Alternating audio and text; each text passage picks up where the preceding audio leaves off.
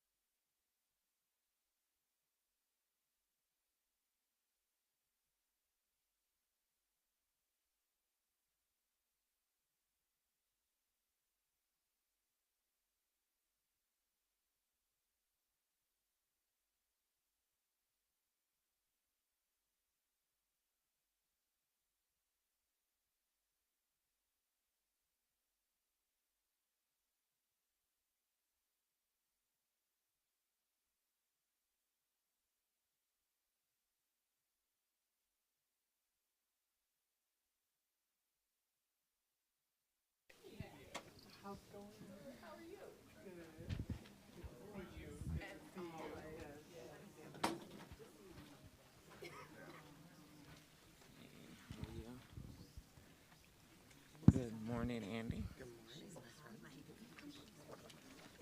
All right. Hello, Nomi. Hey, Andrea. Good morning, everyone. Good morning, good morning. My name is Andrea Jenkins. I represent Ward 8.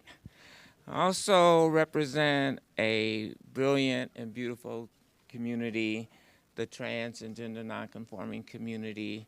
And I'm so thrilled to have so many community members and organizational leaders here with me today as we read this resolution and observe the National Transgender Day of Remembrance, which is a solemn remembrance, a solemn resolution that we unfortunately Councilmember Jenkins, mic is not on. your mic is on, but could you hold it closer to your mouth, please? Absolutely. So, just a little context. The transgender, gender nonconforming community has been building a movement, I would say, since 1969 and before, when Sylvia Rivera and Marsha P. Johnson, thank you, Andy, kicked off the Stonewall Revolution, which was the beginning of the gay rights movement. And since then, we have had to struggle within the LGBT community and more broadly with the general population. And unfortunately, now we have a federal administration that is dead set on limiting trans and gender nonconforming people's rights to exist in our society. And so, without further ado, I will read this resolution, observing November 20th as the Transgender Day of Remembrance. Whereas, sadly and inhumanely, at least 27 transgender and gender expansive people have already been killed in the United States in 2024, including through gun and interpersonal violence. Whereas we face an epidemic of violence against transgender women of color in the United States, with Black and Latinx transgender women representing a vast majority of these fatalities and experiencing violence at disproportionately higher rates. And whereas too often these murders and nonviolent attacks go unreported and or misreported. Transgender women of color face violence every day and fear turning to law enforcement to help due to furthering interactions of violence, victim blaming, stigmatization, and harmful characterizations.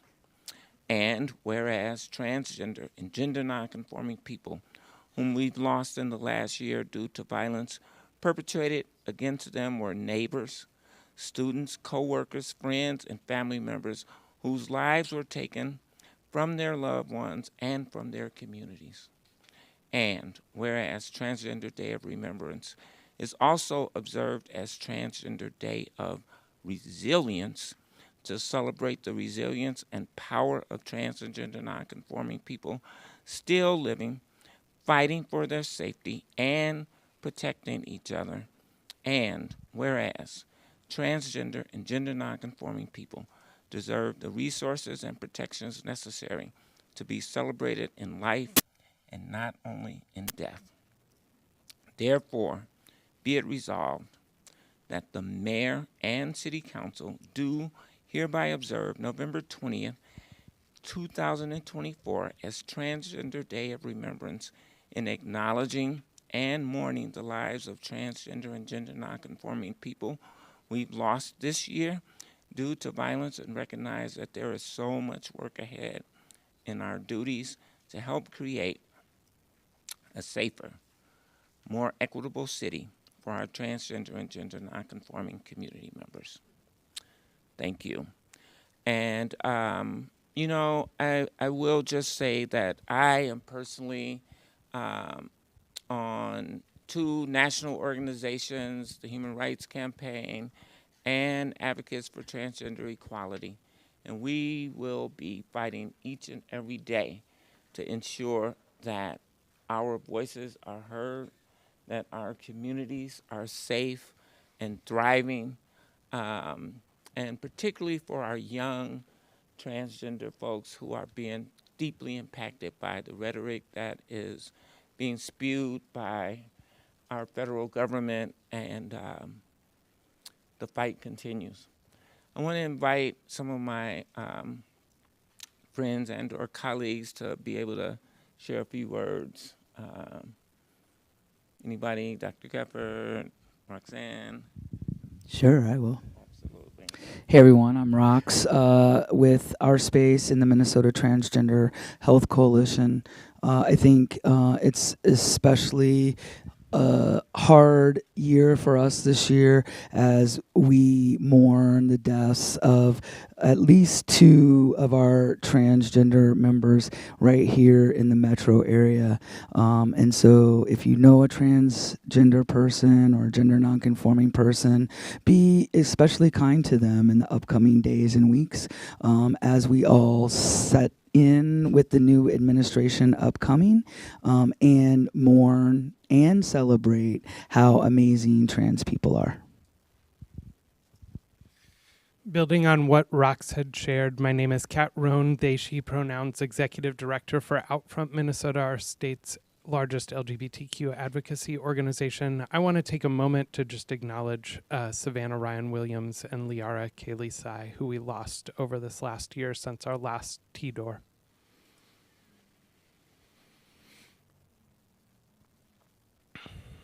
I know how much light and joy they brought into their spaces and to the folks that they knew, and they are deeply missed. And I think especially now as we face a more hostile federal government environment, it's incumbent on places like Minneapolis, on states like Minnesota, to stand up for our values. 2 years ago, this city passed a resolution making Minneapolis a transgender refuge to help protect against attacks that we were seeing in other states against access to rights and healthcare and protections.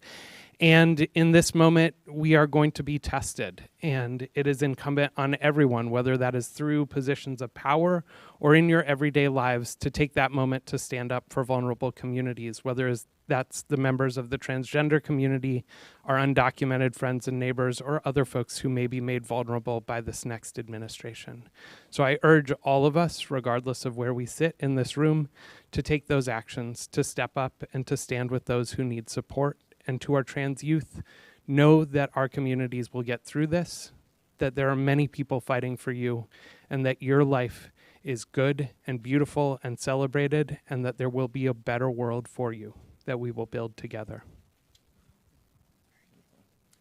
Anyone else want to share some thoughts, comments? No? Well, I really appreciate everyone showing up to be a part of this, to ensure that the city of Minneapolis acknowledges, recognizes, and affirms trans and gender nonconforming lives, not only in the city of Minneapolis, but throughout the country. So thank you all. And let's move in a little bit so we can get a beautiful photo. You guys look amazing.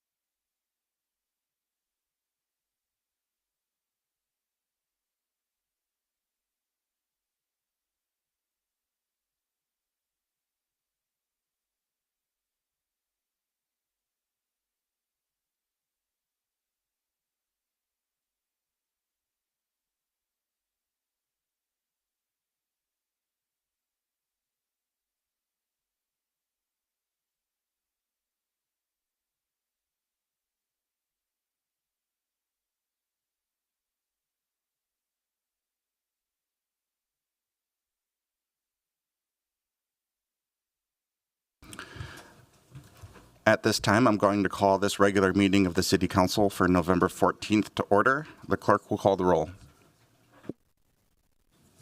How you doing? Good on myself. All right. Councilmember Ellison is absent. Councilmember Koski. Present. Councilmember Wansley is absent. Councilmember Jenkins. Present. Councilmember Palmisano. Present. Councilmember Chowdhury.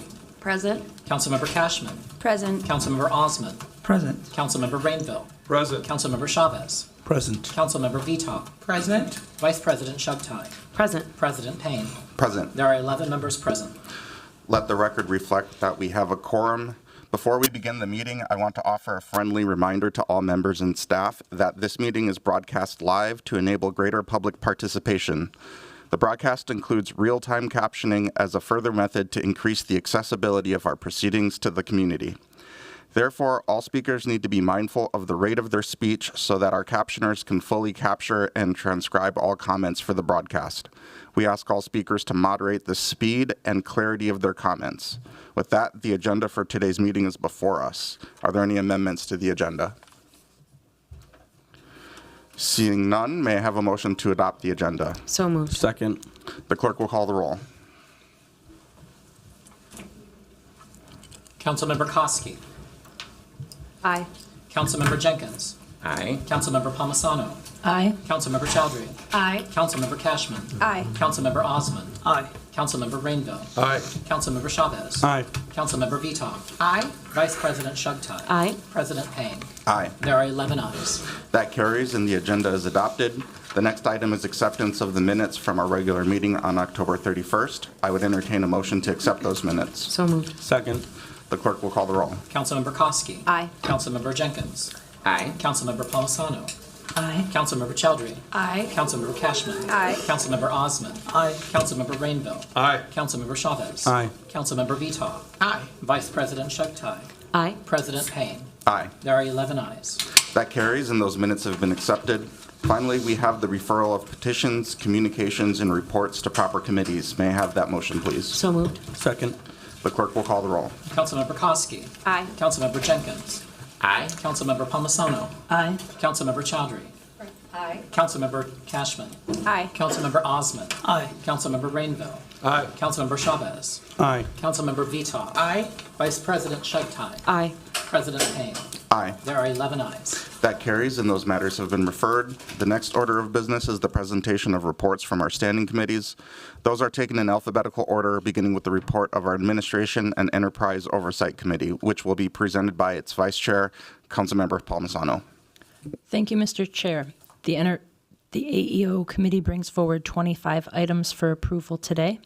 The first 3 are gift acceptances of a routine nature. Item number 4 is the 2024 property tax special assessments and adjustments of delinquent utility charges. Item number 5 is the legislative directive for public safety capital projects. Item number 6 is a bid for convention center remodeling. Item number 7 is a bid for Phillips Traffic Safety Project. Item number 8 is the low bid for 30th Avenue South Sanitary Sewer Replacement Project. The next 2, item numbers 9 and 10, are the fire remediation and cleanup and improvement projects at the Old 3rd Precinct, 3000 Minnehaha. Item number 11 is the bid for the Fulton Residential ADA ped ramp improvements. Item number 12 is a contract amendment with Verint Americas for the 311 system. Item number 13 are contracts for legal services for our bond transactions. Item number 14 is the State of Minnesota grant for the Fire Department Training Apparatus Expansion Project. Item number 14 is the large grant acceptance of $2.5 million from the state. Item number 15 is a small contract for design services for that expansion. Item number 16 is the lease amendment with Minneapolis Public Schools for the space at 4131 DuPont Avenue North. Item number 17 is a legal settlement for personal injury accident case. Item number 18 is a workers' compensation settlement for Michael Nelson. Item 19, a legal settlement workers' compensation claim for Paul Delwo. Item number 20, a legal settlement for the workers' compensation claim of Isabel Moreno. And item 21, the legal settlement for workers' compensation of Andrew Peterson. I submit all of these for approval. Councilmember Palmisano has moved approval of the committee's report. Is there any discussion? Councilmember Chavez. Thank you, Council President Payne. I just like to move number 18 and number 19 for a separate vote, just so it can be easier for the clerks to track my no vote. Councilmember Chavez has requested a separate vote for 18 and 19. Is there any discussion on the remainder of the items? Councilmember Rainville. Thank you, Chair. I want to speak briefly to item 2, the gift from Caliber Catering. This was for an event at the Convention Center in honor of the Veterans Club that was formed for our employees, the veterans of the city of Minneapolis. The Yellow Ribbon designation. We're the first city in Minnesota to be recognized as a Yellow Ribbon city, which offers support to the veterans. And I want to express my thanks to not only Caliber Catering, but to Barbara O'Brien for helping through this. It's been a 2-year process. And for Henry Jarvinian, my council aide. Thank you. Thank you. Seeing no further discussion, I will ask the clerk to call the roll on Councilmember Chowdhury. Thank you, Council President. Speaker management. Microphone. Oh. Thank you.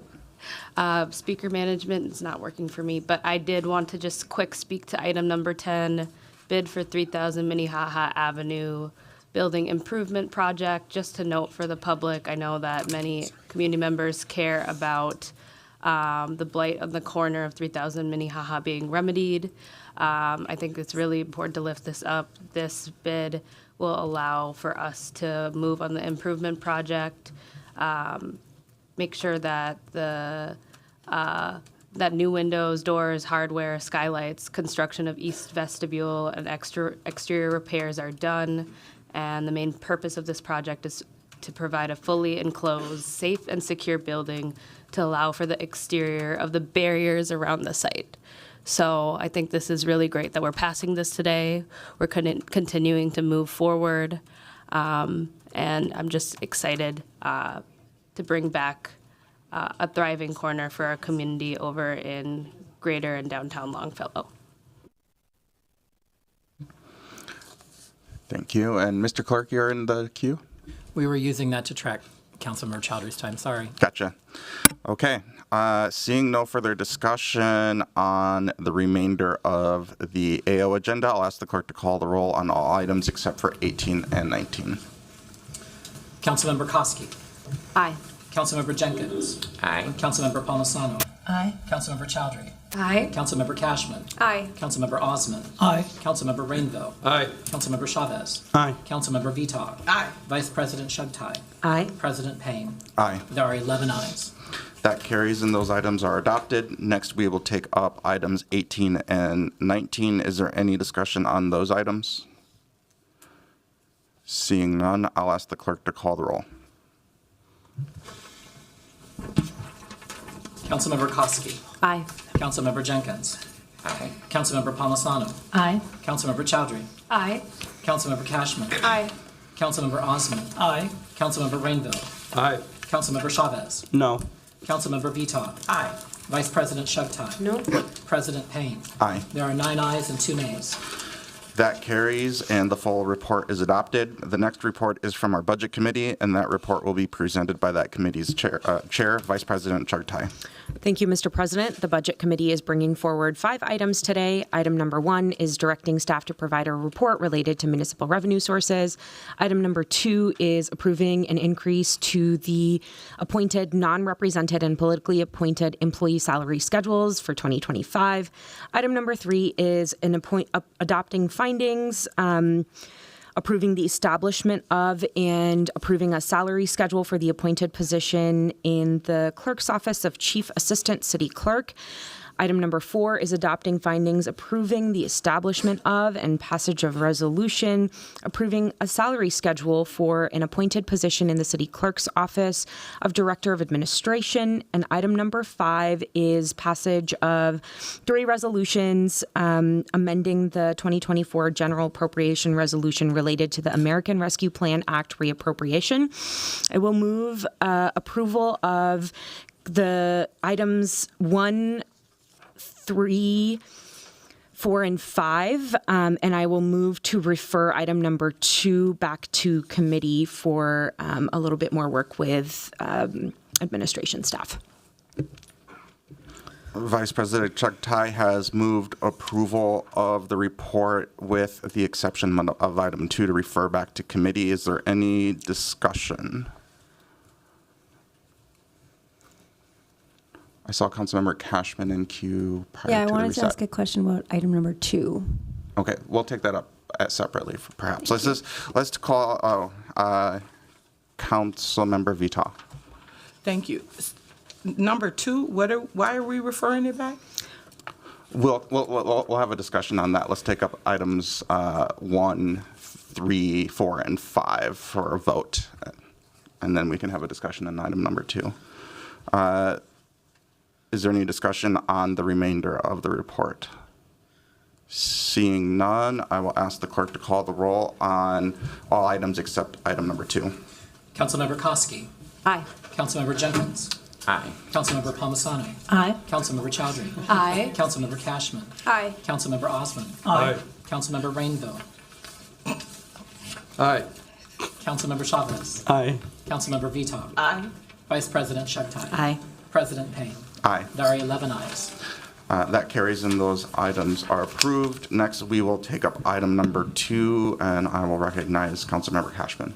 Thank you, Mr. President. On this item, I wonder if CVP Chugtai could help us understand how many employees will or would be receiving the 4% raise and how much money it totals to. Vice President Chugtai. Yeah, thank you, Mr. President. These are three items that represent the appointed employees, non-represented employees, and politically appointed employees within our city. Items, sub-item number 1, 2, and 3 reflect that appropriately. And item number 1, the appointed employees represent about just under 150 employees here at the city, and these raises cost about $1 million. Item number 2 represents about 500, and those raises account for about $1.5 million. Item number 3 represents 40 employees, and those raises represent about just under $150,000. So a total of like 2.7 million. Thank you. Is that information on the LIMS file? It is. Okay. Yes, that's available in the LIMS file. I just want to say I think I had some questions about this as well because our council staff are actually in this category. So our department is, their staff or their raise here is at risk, but it's also a lot more employees. And I would like to read into it a little bit more. So I'll just support it going back to committee. Thank you. Thank you, Councilmember Cashman. I'll first recognize that we've been joined by Councilmember Ellison and Councilmember Veto. Thank you. So this is going back because council members need more information and didn't get enough information in committee or in the LIMS file that is attached to this item. Vice President. Thank you, Mr. President. Yes, and I will note I had a chance to talk with COO Anderson Kelleher about this item yesterday. She was able to get some information over yesterday evening. So I just want to make sure that to review some additional information. Then I will note we have our final meeting at the next budget committee where we will take final action on this item. I know during committee we had a really long public hearing, which is awesome. We had a lot of people come in and express their perspectives on the city budget at our second public hearing on the city budget. And so we weren't able to get to discussion on some of these items in the interest of time and trying to make sure we are not leaving a lot of items for our final meeting. But this is just one item I'm hoping to have some further discussion on in committee. I think that's awesome. You should get all the information you need, in particular in committee. Councilmember Cashman. Thank you, Mr. President. Just an additional question that I had here that I hope we'll take up in budget is, why we're giving a 4% raise to these employees and not to the AFSCME employees, which was in the budget for this year. So that was a question that I had that I hope our city staff can answer in committee. Thank you. Seeing no one else in queue, I will ask the clerk to call the roll on referring item number 2 back to the Budget Committee. Councilmember Ellison. Aye. Councilmember Koski. Aye. Councilmember Jenkins. Aye. Councilmember Palmisano. Aye. Councilmember Chowdhury. Aye. Councilmember Cashman. Aye. Councilmember Osmond. Aye. Councilmember Rainville. Aye. Councilmember Chavez. Aye. Councilmember Veto. Aye. Vice President Shugtime. Aye. President Payne. Aye. There are 12 ayes. That carries, and the full report is adopted. Next, we have the report from our Business, Housing, and Zoning Committee, which will be given by that committee's chair, Councilmember Osmond. Thank you, Mr. President. Business, Housing, and Zoning Committee is bringing forward 18 items. Item 1 is approving a liquor license for Stargazer. Item 2 is approving a liquor license for Queer Community. Item 3 is approving an interim use permit for Our Saviors Community Services. Item 4 is a passage of resolution approving 2024 levy for special assessment. Item 5 is a passage of resolution approving the emergency stabilization land sale. Item 6 is a passage of resolution approving the land sale at 3415 2nd Street North. Item 7 is denying an appeal regarding the decision of the Zoning Board of Adjustment. Item 8 is deleting from the agenda the liquor license reunification for Jewel of India. Item 9 is deleting from the agenda the liquor license and tobacco license reunification for Breakfast Bar of Minnesota. Item 10 is approving 3 liquor license. Item 11 is approving 7 liquor license renewals. Item 12 is approving a 1 gambling license and deleting from the agenda item 12.2, the gambling license for Coon Rapids Lions. Item 13 is approving a Great Street loan for Bliss Creek Creative. Item 14 is approving a Great Street loan for Native American Community Clinic. Item 15 is approving a master grant contract with state for employment-related services. Item 16 is a passage of resolution approving the carry forward of tax-exempt housing revenue bond from 2024. Item 17 is approving technical changes to the zoning code of ordinance. Item 18 is approving the 4D affordable housing revisions. This is being forwarded without recommendation. I'll move everything for approval except 8, 9, and 12.2, which I move to delete from the agenda, and 18, which I pull for discussion. Councilmember Osman has moved approval of the committee's report minus the items that were deleted and pulling item 18 for separate vote and discussion. Is there any discussion on the remainder of the agenda? Councilmember Jenkins. Thank you, President Payne. I just wanted to speak to item number 13 briefly and thank staff for working with Pillsbury House and Theater for their new project called Pillsbury Community Commons, which will provide jobs for young people in our community in the theater industry. But even beyond that, it'll be an amazing addition to the Chicago Avenue and George Floyd Square, as it will be a center for, I think, creative ideas, a center for social services, as well as new theater that will be accessible and incredible for our community. So congratulations to Pillsbury Community Commons. Thank you. Councilmember Chavez.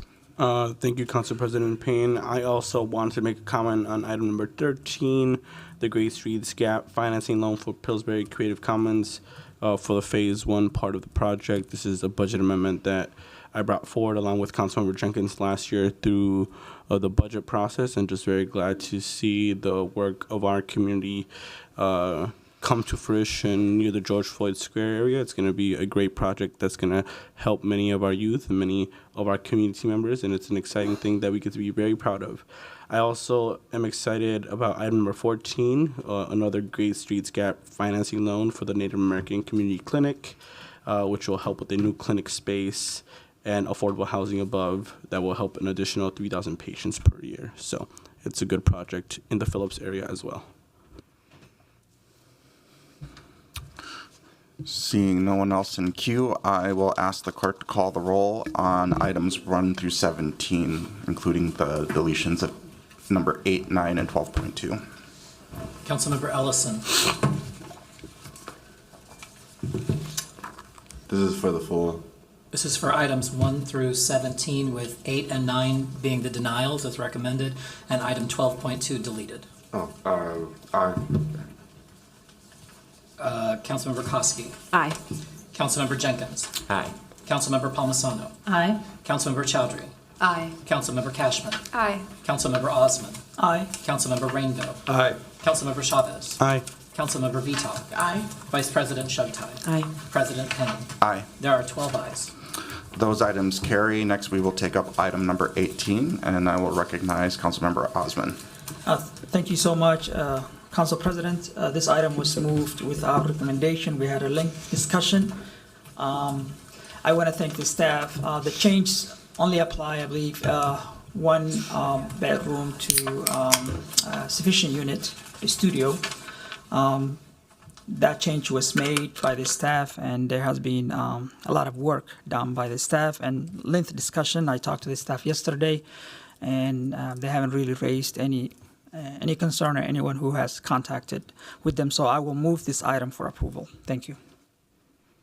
Councilmember Osman has moved this item for approval. I will recognize Councilmember Chowdhury. Thank you, President Payne. I was one of the council members who supported moving this without recommendation. I know that staff has heard some concerns from stakeholders in our communities, individuals.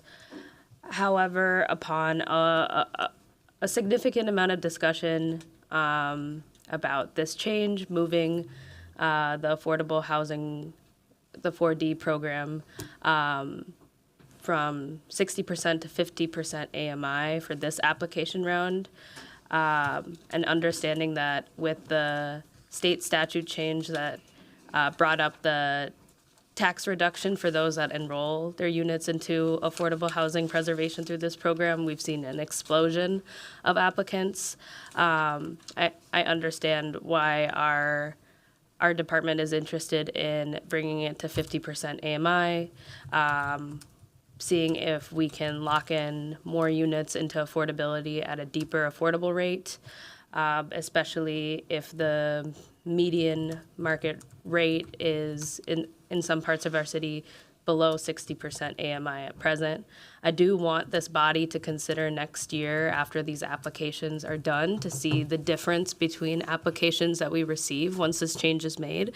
Our department staff have shared with me and the biz committee that this is something that they're kind of testing out, right? So this is like a data collection opportunity to understand how this affects the number of affordable units that are preserved. So I think we should put in a lot of consideration next year once the applications are in. And then I also think we should look at where those units in our city are enrolled for preservation. I think we want to see if units are just getting concentrated in certain parts of the city. And I think it's good in the city of Minneapolis if we're seeing naturally occurring affordable housing preserved in my ward, in the second ward, in the first ward, just so we have opportunities for residents to, no matter their income, to live wherever they want to be. So those are the comments I wanted to make. I will be supporting this today. Councilmember Cashman. Thank you, President Payne. I was very supportive of this when I heard about it from staff, and since then have heard a lot of disappointment, I guess, from affordable housing providers about why would we limit the amount of people who can participate in this very successful program.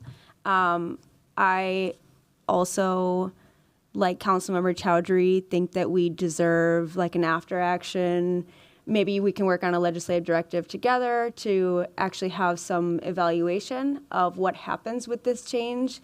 In addition to the dispersal of different 40 units throughout the city, I also would like to know what the property tax revenue scenarios are, because we are, with this change, limiting the amount of units that can participate in the program, and it's partially because we have, property tax shortfall right now, and we don't want to contribute to increasing that gap that we're trying to fill.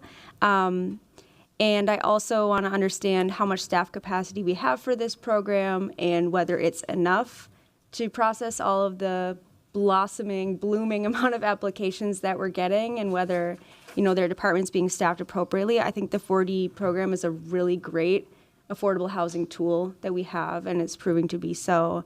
With that, I am going to vote for this as well today, and hopefully, Councilmember Chowdhury and I and others on the biz committee can work on making sure we get some data and an inflection point mid next year to make sure we can assess whether this change really was achieving the outcomes that it's intended for.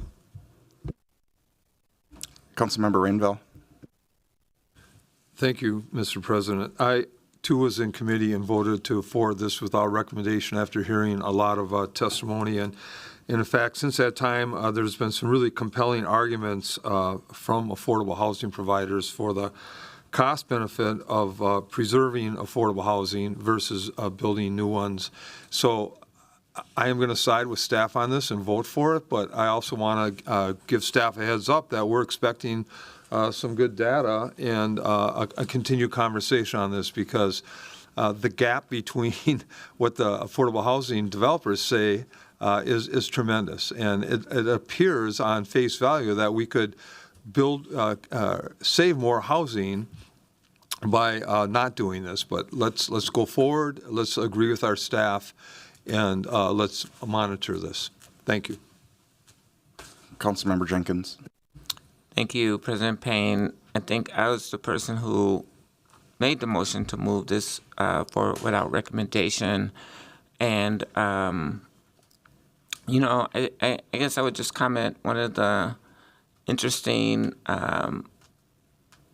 aspects of this that I think Councilmember Chowdhury touched on is that we do currently have a great number of units that are under 60% of the area median income.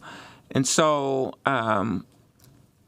this naturally occurring affordable housing is happening, and this will give us an opportunity to try to bring more people into the process. But I do support the idea brought forward by Council Members Chowdhury and Cashman to really get a report to understand how this is going to be impacting the market. And so I will be supporting this today and also supporting any future legislative directives to understand better how this program is working. Thank you. Seeing no one else in queue, I will ask the clerk to call the roll on item number 18. Councilmember Ellison. Aye. Councilmember Koski. Aye. Councilmember Jenkins. Aye. Councilmember Palmisano. Aye. Councilmember Chowdhury. Aye. Councilmember Cashman. Aye. Councilmember Osmond. Aye. Councilmember Rainville. Aye. Councilmember Chavez. Aye. Councilmember Veto. Aye. Vice President Chugtai. Aye. President Payne. Aye. There are 12 ayes. That carries and the full report is adopted. The next report is from our Climate and Infrastructure Committee, which will be presented by that committee's chair, Councilmember Cashman. Thank you, President Payne. The Climate and Infrastructure Committee is bringing forward 13 items. Item 1, a large block event permit for 2024 Holidazzle.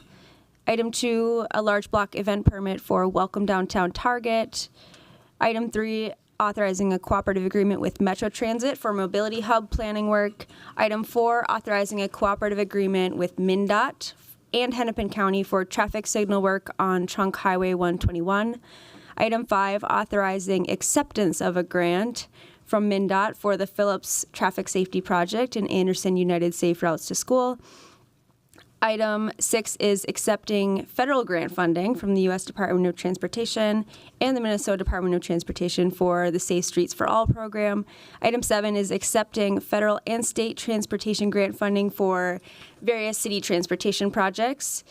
Item 8 is adopting the City of Minneapolis and Park Board Stormwater Management Program. Item 9 is concurring with the city engineer's variance request for the Whittier International Elementary Safe Routes to School project. Item 10 is authorizing the submittal of a grant application for site development of a biochar production facility. Item 11 is adjusting the capital improvement program appropriation and revenue for construction change orders. Item 12 is authorizing the submission of an application for federal transportation funds through the 2025 RAISE program. And item 13 is authorizing the submission of an application for the IIJA match program. And I'll move approval of all of the items. Councilmember Cashman has moved approval of the committee's report. Is there any discussion? Seeing none, I'll ask the clerk to call the roll. Councilmember Ellison. Aye. Councilmember Koski. Aye. Councilmember Jenkins. Aye. Councilmember Palmisano. Aye. Councilmember Chowdhury. Aye. Councilmember Cashman. Aye. Councilmember Osmond. Aye. Councilmember Rainville. Aye. Councilmember Chavez. Aye. Councilmember Veto. Aye. Vice President Chugtai. Aye. President Payne. Aye. There are 12 ayes. That carries and the report is adopted. The next report is from the Committee of the Whole, which will be presented by that committee's chair, Councilmember Chavez. Thank you, Mr. President. The Committee of the Whole is bringing forward one item. which is approving a legislative directive related to updates on the court-enforceable legal settlement with the Minnesota Department of Human Rights, including the role of the independent evaluator. I'll move approval of this item. Councilmember Chavez has moved approval of the committee's report. Is there any discussion? Seeing none, I'll ask the clerk to call the roll. Councilmember Ellison. Aye. Councilmember Koski. Aye. Councilmember Jenkins. Aye. Councilmember Palmisano. Aye. Councilmember Chowdhury. Aye. Councilmember Cashman. Aye. Councilmember Osmond. Aye. Councilmember Rangel. Aye. Councilmember Chavez. Aye. Councilmember Veto. Aye. Vice President Chugtai. Aye. President Payne. Aye. There are 12 ayes. That carries and the report is adopted. The final report will be offered by our Public Health and Safety Committee, which will be presented by that committee's chair, Councilmember Chavez. Thank you, Mr. President. The Public Health and Safety Committee is bringing forward 3 items. Item number 1 is the Civil Rights Commission appointments. Item number 2 is the Pollution Control Annual Registration Ordinance. And item number 3, it's a Towards Zero Death grant from the state of Minnesota through the City of Crystal Police Department to improve safety of Minneapolis roads. Item number 4 is a partner agreement with the University of Minnesota Medical Center. Item number 5 is school-based mental health Hennepin County grant. Item number 6 is a memorandum of understanding for the Lake Street Safety Center. Item number 7 is a comprehensive plan amendment with the Hennepin County Multi-Jurisdictional Hazard Mitigation Plan. Item number 8 is the Urban Area Security Initiative grant for enhancing emergency management capabilities. Item number 9 is Municipal Grocery Stores Legislative Directive. Item number 10 is a contract amendment with Fairview Health Services for laboratory testing services associated with the city's school-based clinics. Item number 11 is a master grant contract with the Minnesota Department of Health for health services. And item number 12 is a Labor Standards Board resolution. With that, Mr. President, I'll move approval of items 1 through 11, and I'll move item number 12 I'll separate that out for discussion. Councilmember Chavez has moved approval of items 1 through 11, separating out item 12 for a separate vote and discussion. Is there any discussion on items 1 through 11? Councilmember Vital, I see in queue. No? Okay. Councilmember Cashman. Thank you, President Payne. Just wanted to acknowledge that we're appointing new members to the Civil Rights Commission and wanted to thank David Jones from Ward 7 for stepping into that role. It is a commission that has a lot of work and a lot of time-consuming work, and so just wanted to appreciate him for applying and congratulate him on his appointment. Councilmember Jenkins. Thank you, President Payne. I'm wondering if I can get, or we can get, a little more information about the municipal grocery store legislative directive, I think. I believe that legislative directive is authored by Councilmember Wansley. Are there any co-authors? Oh, okay. Councilmember Cashman. I can just thank you, President Payne. I can just take a quick stab at this based on, I had a conversation with Councilmember Wansley about this legislative directive, and it sounds like there's a issue of students by the University of Minnesota living in a food desert.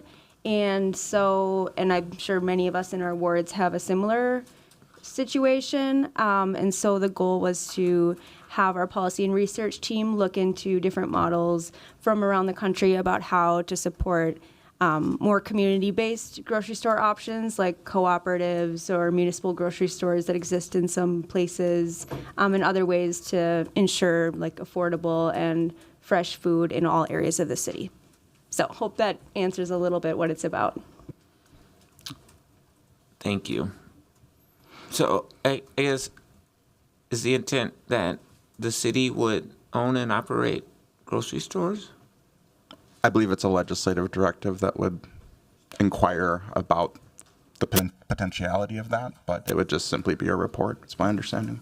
Mr. President, if I could just add one little piece to that. I think it's a legislative directive asking staff to come back with research on comparable jurisdictions that are addressing this issue of food availability in their communities. So it's a compare and contrast with the state of Minneapolis compared to other communities, if that makes sense.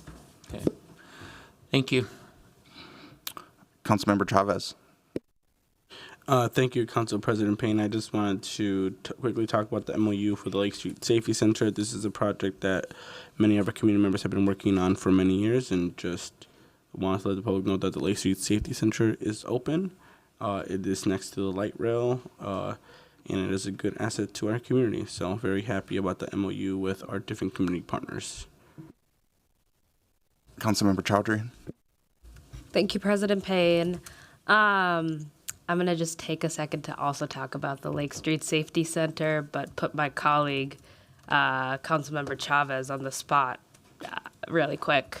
I just want to thank him for his years of work in bringing together his residents, working with the Lake Street Greenway Partnership, working with the Family Partnership, working with violence interrupters, working with me as one of his colleagues, Councilmember Koski, the mayor, and breathing a lot of energy into getting a Lake Street Safety Center moving forward. This is an amazing asset. This is great to have in the 3rd Precinct, finally an in-person place where people can get non-emergency safety services, where they can file a police report, where they can get 311 services. And I thank the city staff that worked really hard on this. Director Amanda Harrington, she poured in a lot of work. Our 311 department and staff, we have 2 staff members that'll be working out of there. And we celebrated the opening, but this is our first opportunity to kind of speak at it at the council meeting. And I thank everyone for their work on this. This is a tremendous, tremendous thing that we've moved forward in a very short amount of time. It was the last budget cycle we allocated this funding to make this happen. So thank you. Seeing no one else in queue, I will ask the clerk to call the roll on items 1 through 11. Councilmember Ellison. Aye. Councilmember Koski. Aye. Councilmember Jenkins. Aye. Councilmember Palmisano. Aye. Councilmember Chowdhury. Aye. Councilmember Cashman. Aye. Councilmember Osman. Aye. Councilmember Rainville. Aye. Councilmember Chavez. Aye. Councilmember Veto. Aye. Vice President Chugtai. Aye. President Payne. Aye. There are 12 ayes. That carries, and those items are adopted. Next, we will take up item number 12, and I will call on Councilmember Vita. Thank you, President Payne. Colleagues, I let you know earlier this week that I would be bringing this motion forward. I am motioning to refer the Labor Standards Board resolution to Committee of the Whole meeting on December 3rd, and to direct the city clerk to provide a notice and schedule for a public comment period at that hearing. I've heard from lots of folks that they would like a public hearing on the Labor Standards Board. I also, I just wanted to say I've heard colleagues loud and clear this week talk about needing more information, and I need more information about this myself. There's probably somewhere between 8 and 10 amendments before us this morning on the labor standards resolution. So I would like time to talk to Ward 4 workers and business owners about this. Just last night, I was at a meeting with probably 7 Ward 4 residents who are business owners and workers who had no idea about what was coming before this council today, but have seen things on the news. And I just think if we're going to start this board, we started out the right way. We started with belief in it, and believing in that, and having belief in that means that people get to have a voice. This is about bringing a table together, and we don't want this to be a bad table before it even gets started. So I would like an opportunity, another cycle, for us to hear from community about this, all communities, not just one side of the issue, all sides of the issue. And I would also like some time to talk through these amendments and this entire resolution, because I did get the language fairly lately. And as a council member, I did not want to appear to be on a particular side of it. So I tried to give advocates the opportunity to speak out and talk to Ward 4 residents. I would like time to organize around the issue in my ward and see where people are. And I really would appreciate my colleagues' support on this to give the people in Minneapolis a voice with a public hearing and time to understand exactly what the Labor Standards Board is going to be and what seat they want at this table. Councilmember Veto has made a motion to refer this back to committee. Is there a second? Second. I will call on Councilmember Rainville. Thank you. So I did second this motion because I do believe that we need more time, and especially to allow the public to weigh in on this. To not have a public hearing would be really bad democracy. It'd be bad government. It would be incredibly bad transparency for what we're trying to do. If this idea goes forward, as Councilmember Vita said, we should all be at the table on that. Everybody, the business community, the workers. We see how many people are out here today. We see the interest in this. Let's slow this down a little, give more time, and especially so we can review all the amendments that were thrown on us overnight. So I would invite my colleagues to vote for this, and let's slow this down and have more discussions from the public. Thank you. Councilmember Jenkins. Thank you, President Payne. I too support Councilmember Vito's motion to refer back to committee. As an author of two amendments that I deeply apologize to my colleagues. I haven't had an opportunity to share with you all, and really would like to have an opportunity to understand some of the other amendments that are being proposed. And, you know, we must get this right. And I believe a public hearing should be afforded to this very complicated resolution, as well as the fact that we literally had two public hearings this week relative to issues that, while are deeply important, would not have the same impact as this particular resolution. So I support the motion to refer back to the committee of the whole. Councilmember Koski. Thank you, Council President Payne. I owned and operated my own local small business for over a decade, and I can tell you firsthand that small business ownership is as demanding as it gets. Every day is filled with new challenges, and as the owner, you're the one responsible for facing them head on. It's a constant cycle of decision-making, problem-solving, and managing competing priorities, and the pressure never lets up. There's no downtime, no room to step back, and even when things are going well, there's always another task or issue to handle. It's not just about working hard, it's about committing everything you've got, day in and day out, to ensure the business stays afloat and thrives. Earlier this week, a few of our local small business owners shared the challenges they're facing and the concerns they have with this proposal. I didn't just hear their concerns, I felt them deeply, because those were the same battles I fought every day as a business owner. It's been 2 years since Mayor Fry stood chanting on the City Hall steps, loudly, proudly, calling for the creation of a labor standards board. A number of us stood on those steps too. Council President Payne, Council Vice President Chugtai, Council Members Wansley, Rainville, Vita, Ellison, Osmond, Chavez, and Palmisano. Now times and positions have changed. Since then, Council President Payne and I have had to fight for the funding needed to sustain the labor standards co-enforcement program every budget cycle. I've worked tirelessly to secure resources for the pilot program I established with the city's Labor Standards Enforcement Division and the Workplace Justice Lab, which assists small businesses in navigating bureaucracy and meeting labor standards. And now we find ourselves at odds over the Labor Standards Board, the very initiative we once championed and promised to deliver. Over the past 2 years, I worked with the mayor and then council members Chugtai and Chowdhury and Cashman on this proposal. I was involved in discussions and deliberations with unions. I listened to workers' stories. I engaged with business owners and associations. And as this proposal came together, it became clear to me that this was an opportunity for us to come together and drive meaningful change with employers and workers, for employers and workers.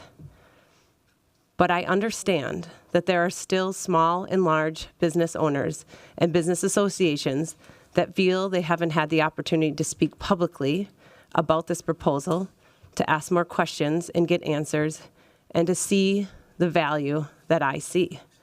So for that reason, I do support referring this to the next COW meeting to allow time for that engagement and feedback.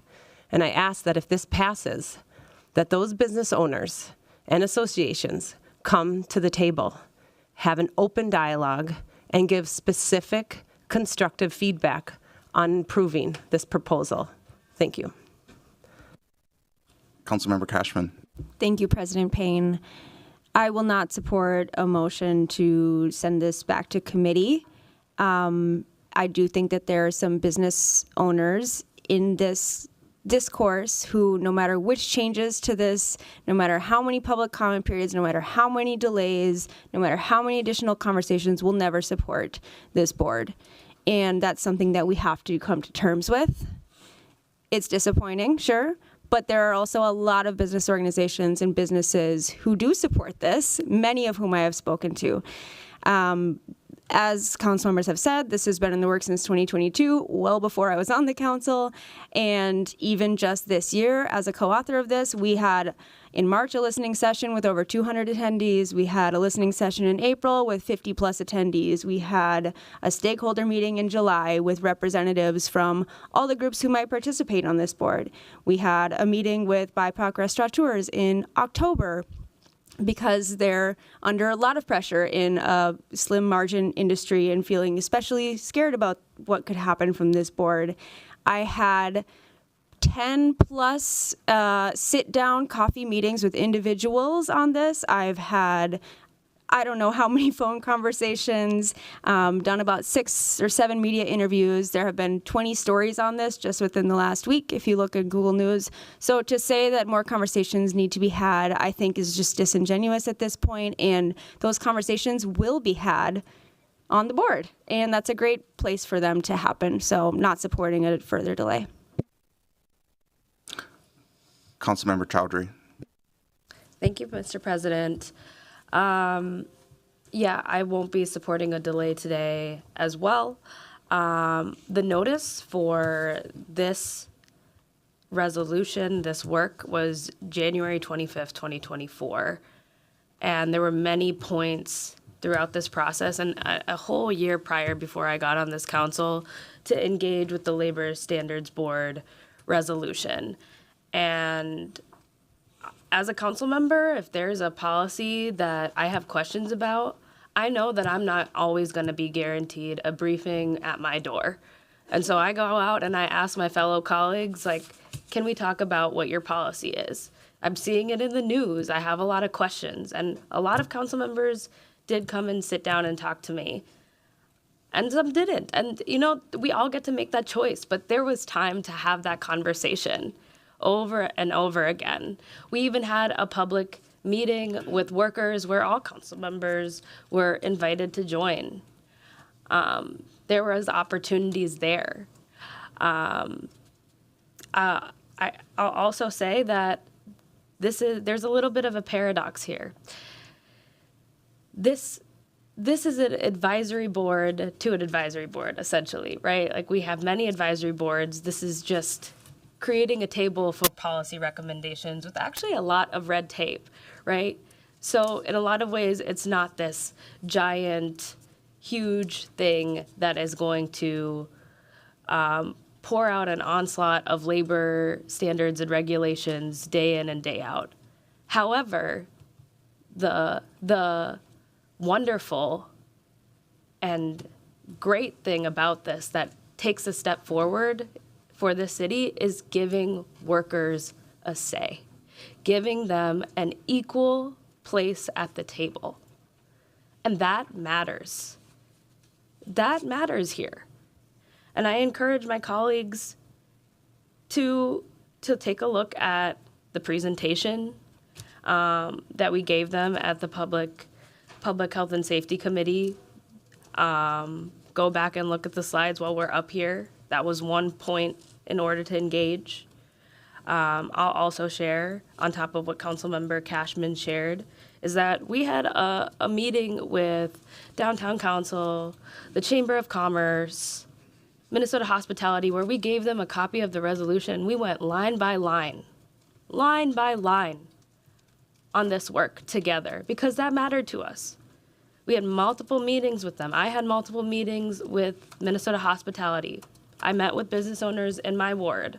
I had business owners come to the table at my office hours. We engaged, and this is about creating equal say. 3 parts to a labor standards board to create a sectoral work group. They'll have to work for 6 months at the maximum and then close their work and then have to vote, one from each sector. Employee representative, employer representative, and community stakeholder will have to vote affirmatively in favor to recommend a policy to a body that needs to vote in 7 and then override a veto by 9. This is already putting a lot of work on workers to make sure that their voice can be even heard to say, I need a labor standard in my workplace. They have to sit face to face with their employer, and the employer has to sit face to face with them. So the engagement has been done. Delaying this in order to either gut and dilute this already very red tape oriented policy that we have, that workers and community members and high road employers have agreed to, or to have actors that are unwilling to even pass a labor standards board for another 3 weeks just doesn't make sense to me. And I appreciate the time, and I look forward to our discussion today here in committee. And I also understand that all of the colleagues up here care deeply about the workers in our city and the businesses in our city. And that's why we're having this conversation today. Councilmember Veto. Thank you, President Payne. I'm a little upset that you didn't call out Councilmember Koski for ascribing motive. One, because I don't know what rally she's talking about, Councilmember Veto being there and asking for a labor standards board. I've never taken a position on labor standards board either way publicly. So I don't know what she's talking about, and I would appreciate it in the future that you call out people the same way you do me when they ascribe motive. That is the definition of ascribing motive, when you yell it out at me every chance you get. So in the future, please do so to Councilmember Koski as well. Again, I just want to say to my colleagues, this is not about tearing this apart. This is not about changing anyone's vote on where this is going to go. This is about hearing from people. I don't know how many times I've had to say in this chambers that Northsiders feel left out. This is one of those situations. I've had contact with 2 organizers on this issue. Over a year ago, I asked them to organize in North Minneapolis, gave them a list of specific workers and business owners to contact in North Minneapolis. I have, in the last 2 weeks, talked to every single person on that list and have been told no one reached out to me. I have not had any contact. I did not know. I watched the news. Whoever said that there's a lot of news stories going on, that is correct. And it's scary to people. And if we want people to apply to be on this commission, if we want people to be engaged around this issue, what is wrong with hearing from them?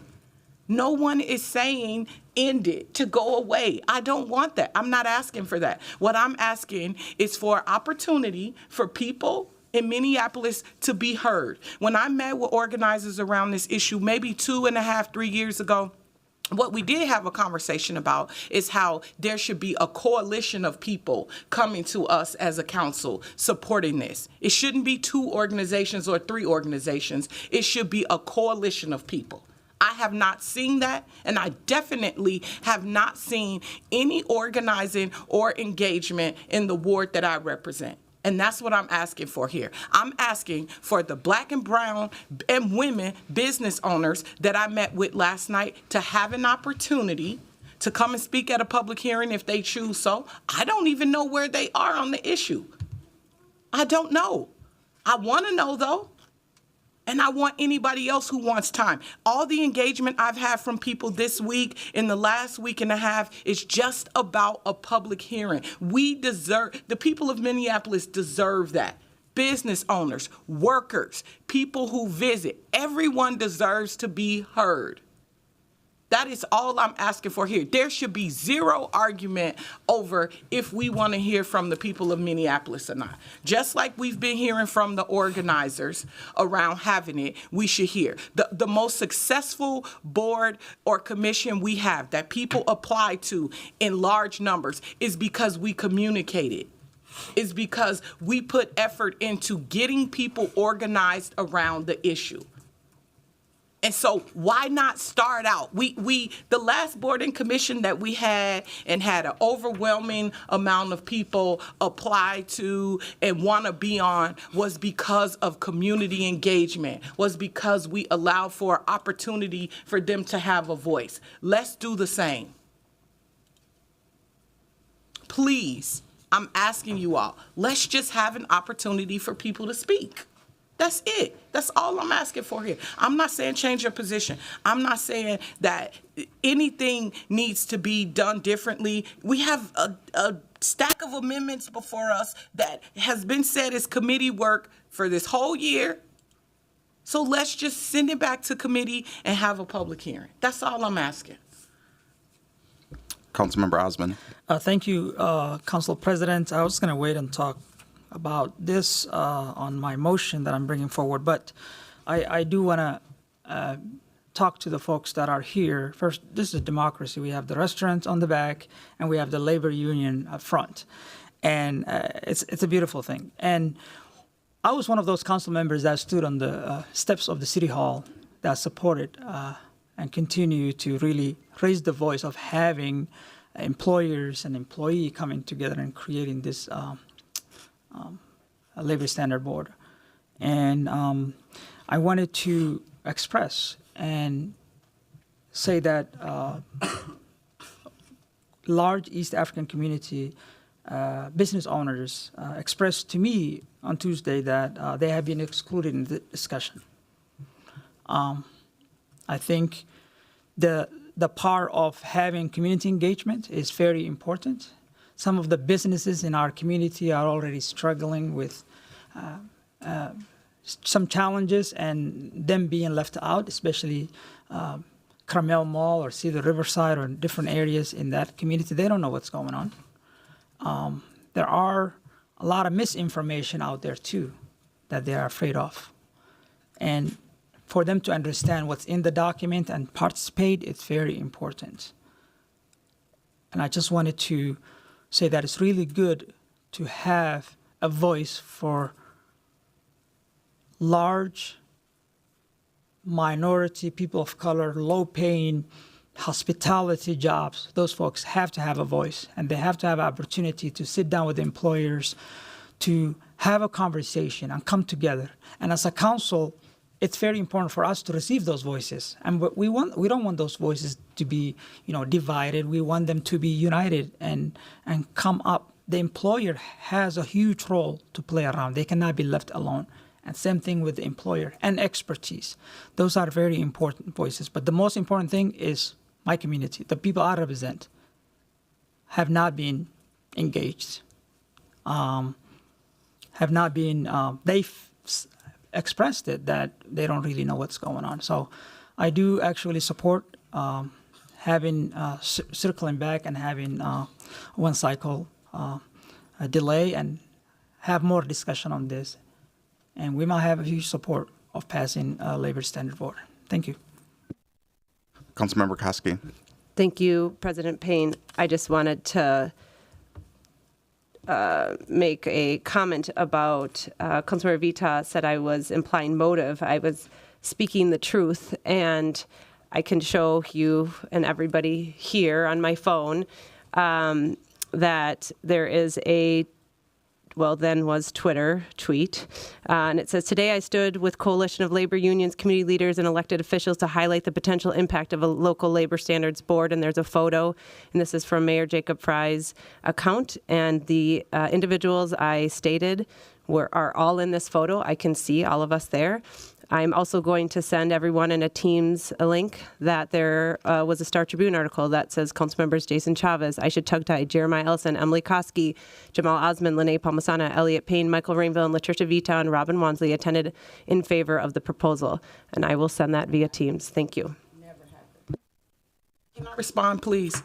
Councilmember Veto stood on the steps of City Hall in support of workers. However, we had a huge rally in support of workers. However, someone used that photo, you can ask any advocate in here for a labor standards board. I have never, ever taken a position on the labor standards board. If the mayor, Councilmember Koski, or anyone else used the photo with me in it, you've never seen that on my social media. You've never heard me say that. Let's move on. So she can say whatever she wants to, but the facts are the facts. Let's move on. In support of workers, every day, all day. Councilmember Koski, that's what I support. I'm going to call on Councilmember Chavez, and we need to follow the queue.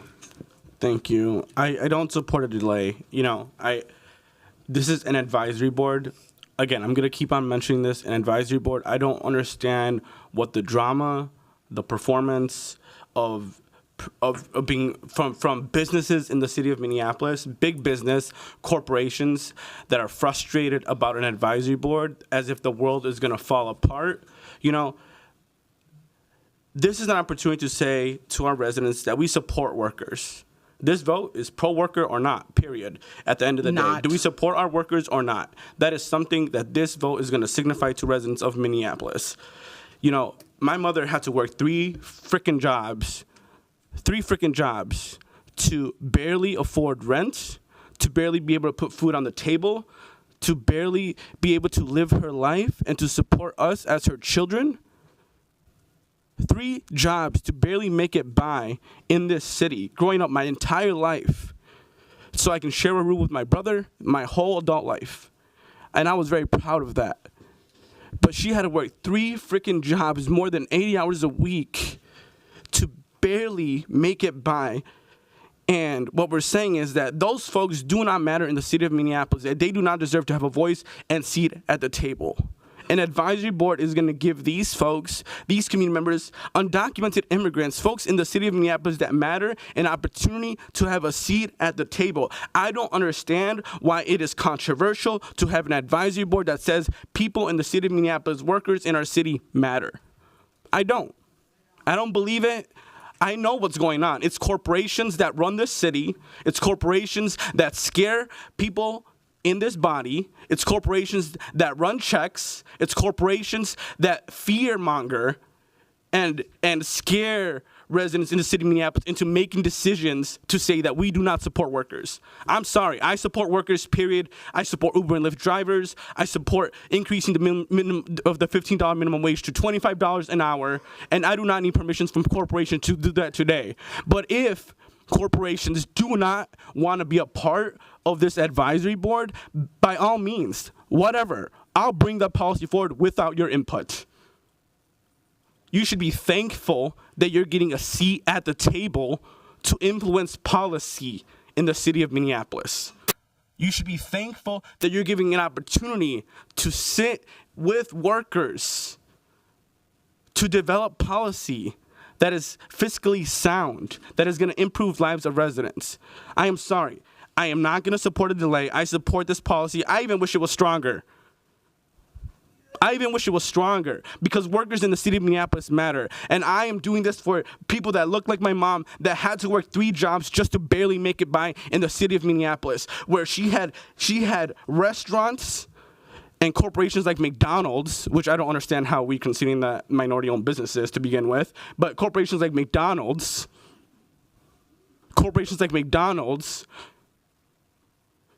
and other businesses treating her horrendously. When you had these businesses, particularly, and my own family members and immigrant community members who experienced racist comments in their workplace and nothing gets done to get addressed. When you have these businesses steal people's wages and nothing is getting done to address that by the employer. When you have these businesses mistreating these workers. I'm sorry. I support this advisory board, period. I do not support a delay. Let's get this done and move on to actually improving the lives of Minneapolis residents. Councilmember Palmisano. Mr. Chair, the details here are important, as it is with any policy, and I know we all take that responsibility seriously. I support a balanced board, and maybe what I see as a balanced labor standards board is different from what you all see as a balanced labor standards board. The elements here that I see, that I have heard, add more bureaucracy, no doubt about it. It says, here's a place for you. Here's a table. Don't come to actual us as people in elected seats at city council. No, go through this other bureaucratic process. That is what I've heard about it, no doubt about it. I'm hearing from little, local business owners who are often BIPOC. And yes, some of those are McDonald's business owners who are BIPOC. And they have told me their stories on helping their employees through COVID, and I've heard from their workers saying the same thing. You know, at committee, I asked about cost, and I don't know that I got a full answer about how much this cost. This cannot take place without any cost, especially the way that it works with this tripartite of these different tables that would be run, I think, by city staff. But I was essentially told that we would use the budget process to address it.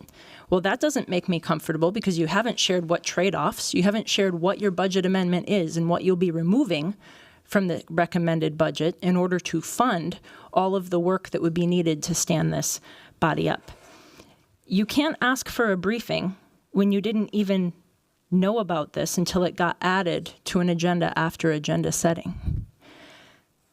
I asked for a public comment period, and I asked the authors that as soon as I saw it on the published agenda about 48 hours before the meeting itself. That's also when this was made, the details of this were made available to the public, made available to some of the different associations that you see here today. It is frankly absurd to think that I know before agenda setting to be able to bring something and put it in limbs for a public comment period I didn't even know we were talking about. And then to say that I would need to write it down on a piece of paper to delay for one cycle for a public comment period, I have more confidence in my colleagues than that to understand that motion on the floor. I also stood up for workers. I also believe we could evolve our workplace advisory committee to be better. Absolutely. But when Councilmember Koski calls out the mayor or other colleagues, it also ascribes motivation. Mr. Chair, that's a violation of council rules, and these call-outs are a gross misuse of an elected position. It's called campaigning for another seat while you're still in your current seat, and it is wrong.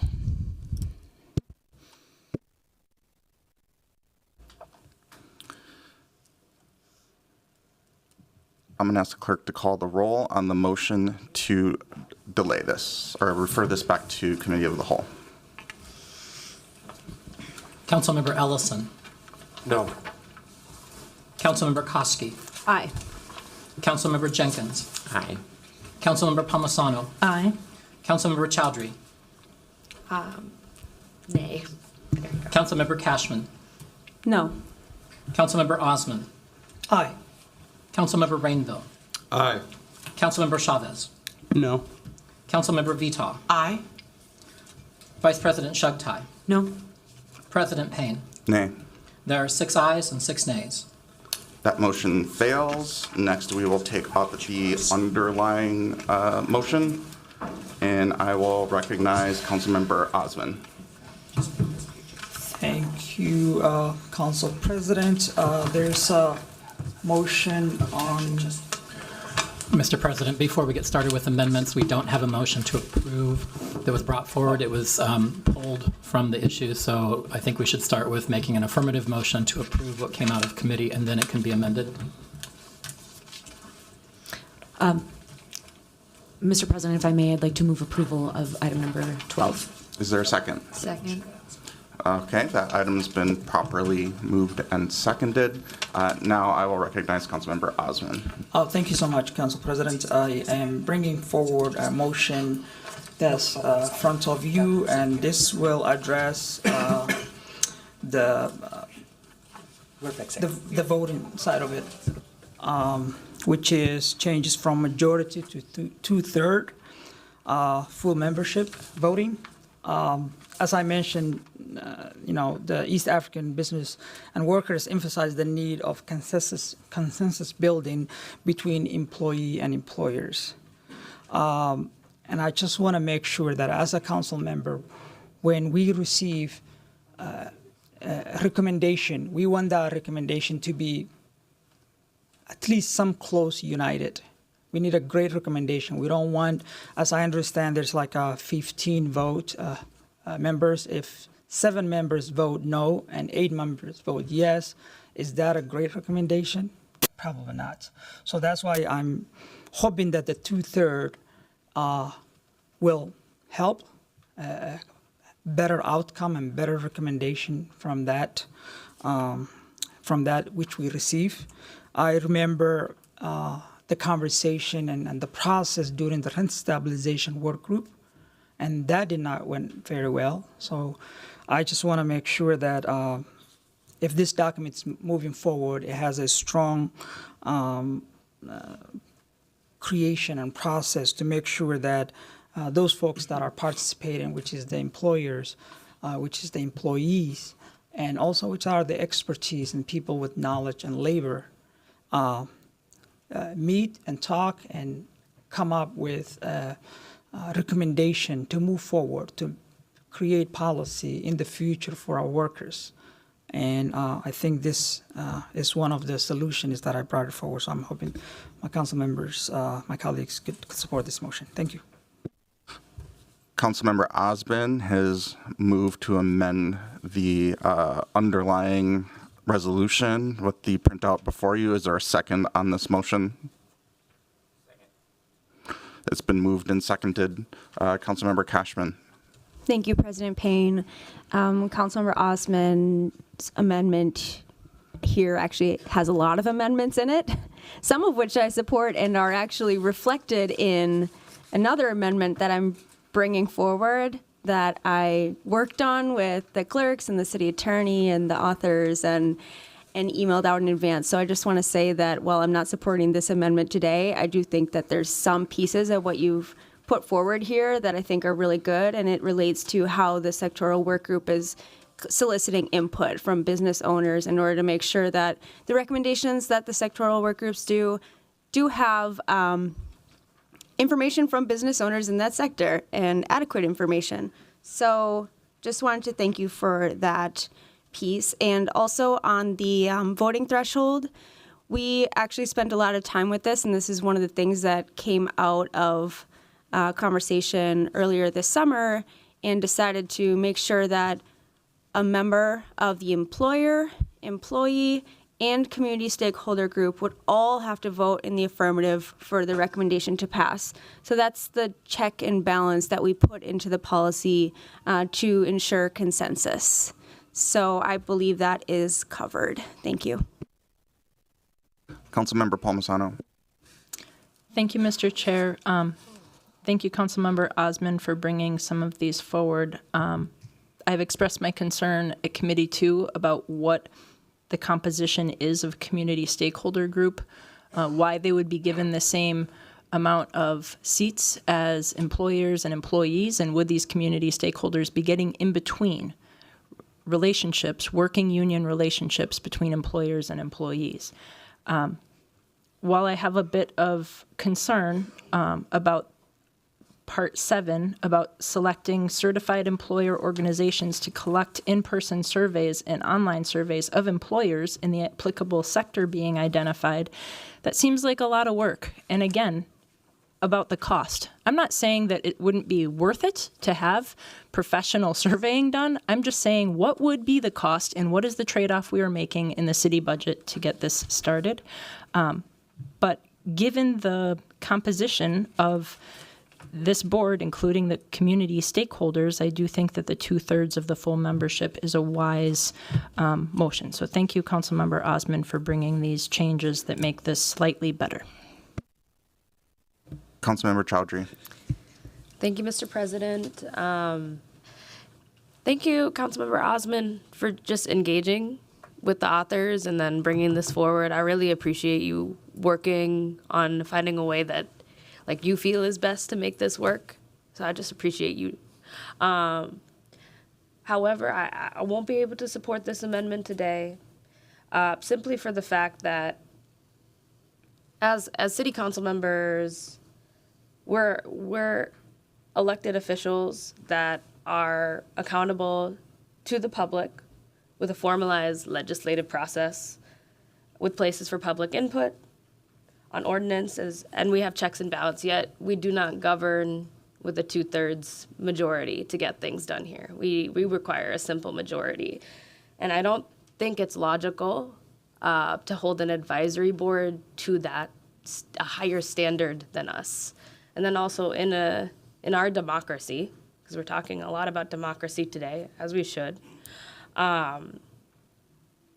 when you're at the ballot box and you're voting for someone to represent you, to yield that power, that also does not require a 2/3 majority. It's a simple majority. And also, this advisory board is going to have to take multiple votes in order for a recommendation to get back to our body. The Labor Standards Board as a whole will have to vote to create a sectoral work group. The sectoral work group will then have to vote as a whole in a simple majority with the requirement that business, worker, maybe a consumer, or maybe that community stakeholder is an academic or a regulatory body, whoever's there, at least one of them has to vote. And then it has to go back to that larger Labor Standards Board. And then they have to vote in a simple majority. And then it comes to us. And then we have to say, do we want to do a notice of introduction? Yes, we do. Notice it. Go through the process. A committee vote. Another simple majority. And then this council needs to vote. Another simple majority. If it gets vetoed, then we get to a 2/3 majority. So I think this is, I understand the intent. I don't think it's going to achieve what the intent is, which is consensus. And that's why we worked together as authors and made the compromise around having each of the tripartite vote together in the sectoral work group. And I think this would actually be pretty detrimental and ensure that policy recommendations never come to our body. And again, I'll just bring it back to this. Workers deserve to have a say. And in institutions, oftentimes, they don't get one, a formalized place. And that's just what we're doing, an equal say to every party.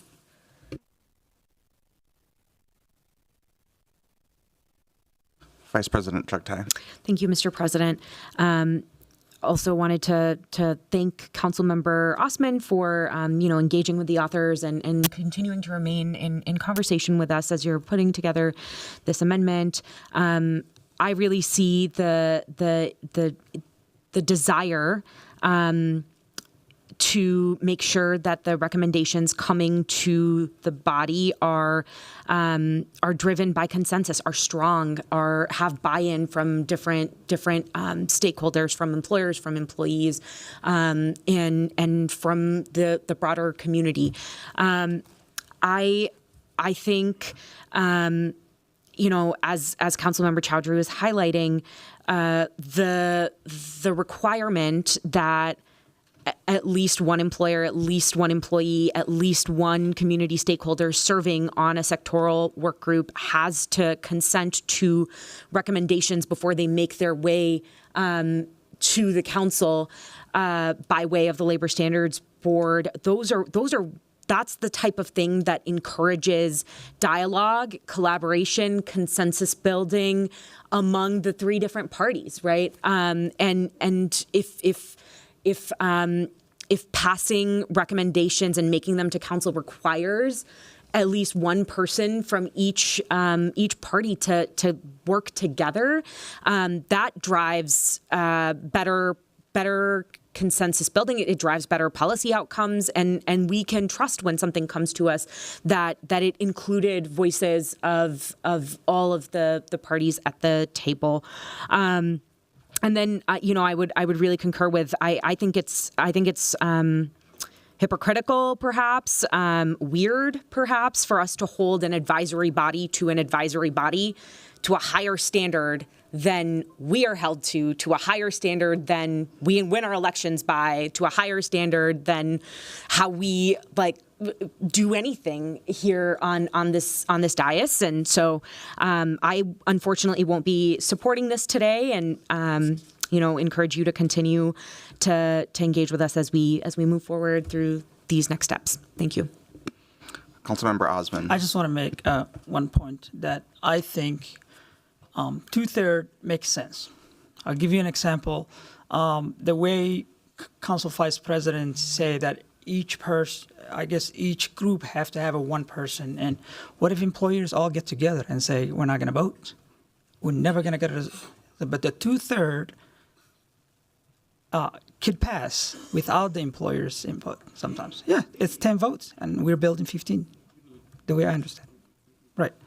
So anyways, I think that was my intention. It's something that we get a recommendation that's sound, that is have a lot of thoughtful behind it. And so that is what I'm getting into, but thank you. Councilmember Palmisano. Thank you, Mr. Chair. A question. There's many votes that we take, even today, that need a 2/3 majority vote. And I think there's a category for that. And I was curious if our city clerk or maybe our city attorney could just briefly remind us what votes we take that require 2/3 vote, because there's a lot of them. Mr. Clerk, is that information you have readily available? Mr. President, there are types of actions that require a higher vote threshold by the council. Many of them are 2/3, but not all of them. Typically, when a higher vote threshold is required, it's because it affects or can impact the rights of the members of the body. So generally, parliamentary procedure says anytime the rights of members could be impacted, the vote threshold rises. And the standard is usually a 2/3 vote, though it could be higher. For example, if the council wants to, by ordinance, amend the city charter, as you know, that requires 13. It requires every single member of the council to be in support of it. So that's a unanimous affirmative vote. To reconsider a mayor's veto, something that's the last item on the agenda, requires that 2/3 vote of the entire body. And so there are opportunities for higher vote thresholds. They're usually tied to rights of the members. So, Mr. Chair, my point is that there are several things that we do here that require 2/3 majority vote. I'll leave it at that. But to say if we were to add in another third of this body of unelected members that aren't in these things like labor negotiations, I would definitely want every vote we take to be a 2/3 majority vote, because these people aren't representing anybody in that negotiation. Mr. Chair, may I just add? I think the question was Mr. Attorney. posed to both. I just looked at the City Council's own rules, and then there is an appendix at the end that has a chart of required vote totals. And I wish there was an easy way for me to send this. I'm a Luddite when it comes to technology. I apologize. But yes, as the clerk noted, there are many vote types that require a 2/3 or more vote threshold. Acceptance of gifts to municipalities, grants, to amend the rules of the City Council, certain zoning ordinance amendments, rezonings require a 2/3 vote. For example, change the grade of a street. So the chart goes through everything, and so for point of information for the council, if you want to reference that, it's at the very end of the council rules. Councilmember Chavez. Can the city attorneys remind me what was the vote threshold for a minimum wage? 7 votes? An ordinance? To me, sorry. President Payne, Councilmember Chavez, yes, an ordinance vote when it gets to council is a majority For sure. vote. Okay, I'm just keep hearing 6/3, 2/3 being thrown around like as if that's normal practice here. Most ordinances here are 7 votes. It's an ordinance. I think the goal of this policy is to get recommendations from the Labor Standards Board to then possibly establish an ordinance that usually requires 7 votes, a simple majority. Most things require 7 votes that we do in the city of Minneapolis, which is just majority. I put myself in queue just to add just the role of our boards and commissions that we have in the city. I think our city, and the clerk will probably, you don't need to confirm this one way or the other. We have a lot of boards and commissions. It's not a normal default mode for a local jurisdiction to operate. Minneapolis has a long tradition of community engagement, civic engagement, and we enable that civic engagement through these boards and commissions. It is not required that a city have boards and commissions. The minimum requirement is that you have elected leaders who can pass some of these types of ordinances. And that's even unique for us. We're a charter city rather than a statutory city. And so the rules that we live by in this city are really grounded in our city charter. That's what affords us the ability to set minimum wage, establish basic worker standards, and any other ordinance or regulation that we might pass. There are arguments to just abolish boards and commissions, that we just don't need them. We have an elected body called the City Council to bring forward any recommendation, whether it's around minimum wage, fair scheduling, wage protection. We have the total authority to do that right now with a simple majority vote of this body. So, and I'll also add, kind of similar to Councilmember Koski, I ran a small business before I ran for office. My small business worked with the city. I was a contractor at the city. And one of my first projects was to create the business portal, which was a resource to help entrepreneurs navigate city process. And when I was working at the staff level, I didn't have the authority to change regulations. All I could do is help those regulations be more accessible, understandable, easier to navigate through, web design. That's essentially what we did. Now that I'm in a position where I can actually look at those regulations, I can just uniquely, on my own accord, based on all of my experience as a small business owner, myself, let alone the conversations I have with my constituents, I can propose any number of changes to our regulations, not just more regulations, but simpler regulations, less regulations. I don't do that because I don't think it's wise for me to sit here and think that I have all the answers. It's how all of our boards and commissions have emerged. And we have a total of, Mr. Clerk, how many boards and commissions total? 57. We have 57 boards and commissions, and they are all focused on very specific policy areas where you can bring experts to the table who can bring forward recommendations. Most of our boards and commissions don't have a vote threshold. They can just send us a resolution without a vote, generally speaking. Do they? Simple vote? All right. The point is that we are the body that enacts legislation, not the boards and commissions.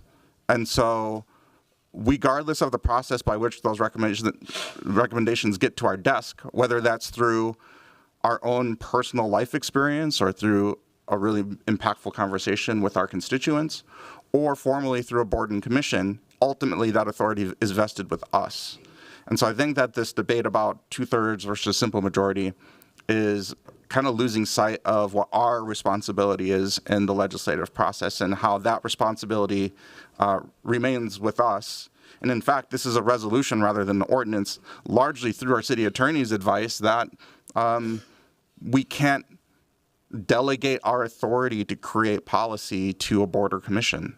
So there wasn't as much of a purpose of creating an ordinance around it, because all that the board, that this body can do is send us a recommendation for us to consider. So we're asking for a simple majority for us to consider an idea, not to take that idea up, not to pass that idea, but to consider it. And it may not be one that can pass a simple majority of this body. So I just want to ground us in that. And with that, I see no one else in queue, so I will ask the clerk to call the roll on the Osmond Amendment. Councilmember Ellison. This is on the Osmond Amendment. Right? The Osmond Amendment. No. Councilmember Koski. Nay. Councilmember Jenkins. Aye. Councilmember Palmisano. Aye. Councilmember Chowdhury. Nay. Councilmember Cashman. Nay. Councilmember Osmond. Aye. Councilmember Rainville. Aye. Councilmember Chavez. No. Councilmember Veto. Aye. Vice President Chugtai. No. President Payne. Nay. There are 5 ayes and 7 nays. That amendment fails. We are back to the underlying resolution, and I will recognize Councilmember Jenkins. Thank you, President Payne. First, let me just start my comments by saying, as a member of local SEIU Local 284, I 100% support workers. I want to see a labor standards board that is fair, that is equitable, and that works in support of workers. And so I want to bring forward 2 amendments, but we can take them one at a time. The first one is an amendment to change the reporting or oversight committee department, rather, from the Department of Civil Rights to the Office of Public Service. I think we've heard from the Department of Civil Rights that they don't have the expertise at this time to be able to administer this body and this body of work. And so I am hoping that we can shift this to the Office of Public Service until such time as the Civil Rights Department is staffed and has the expertise to be able to address the issues and concerns of the Labor Standards Board. Councilmember Jenkins has moved an amendment. Is there a second? That's been moved and seconded. I will recognize Vice President Chugtai.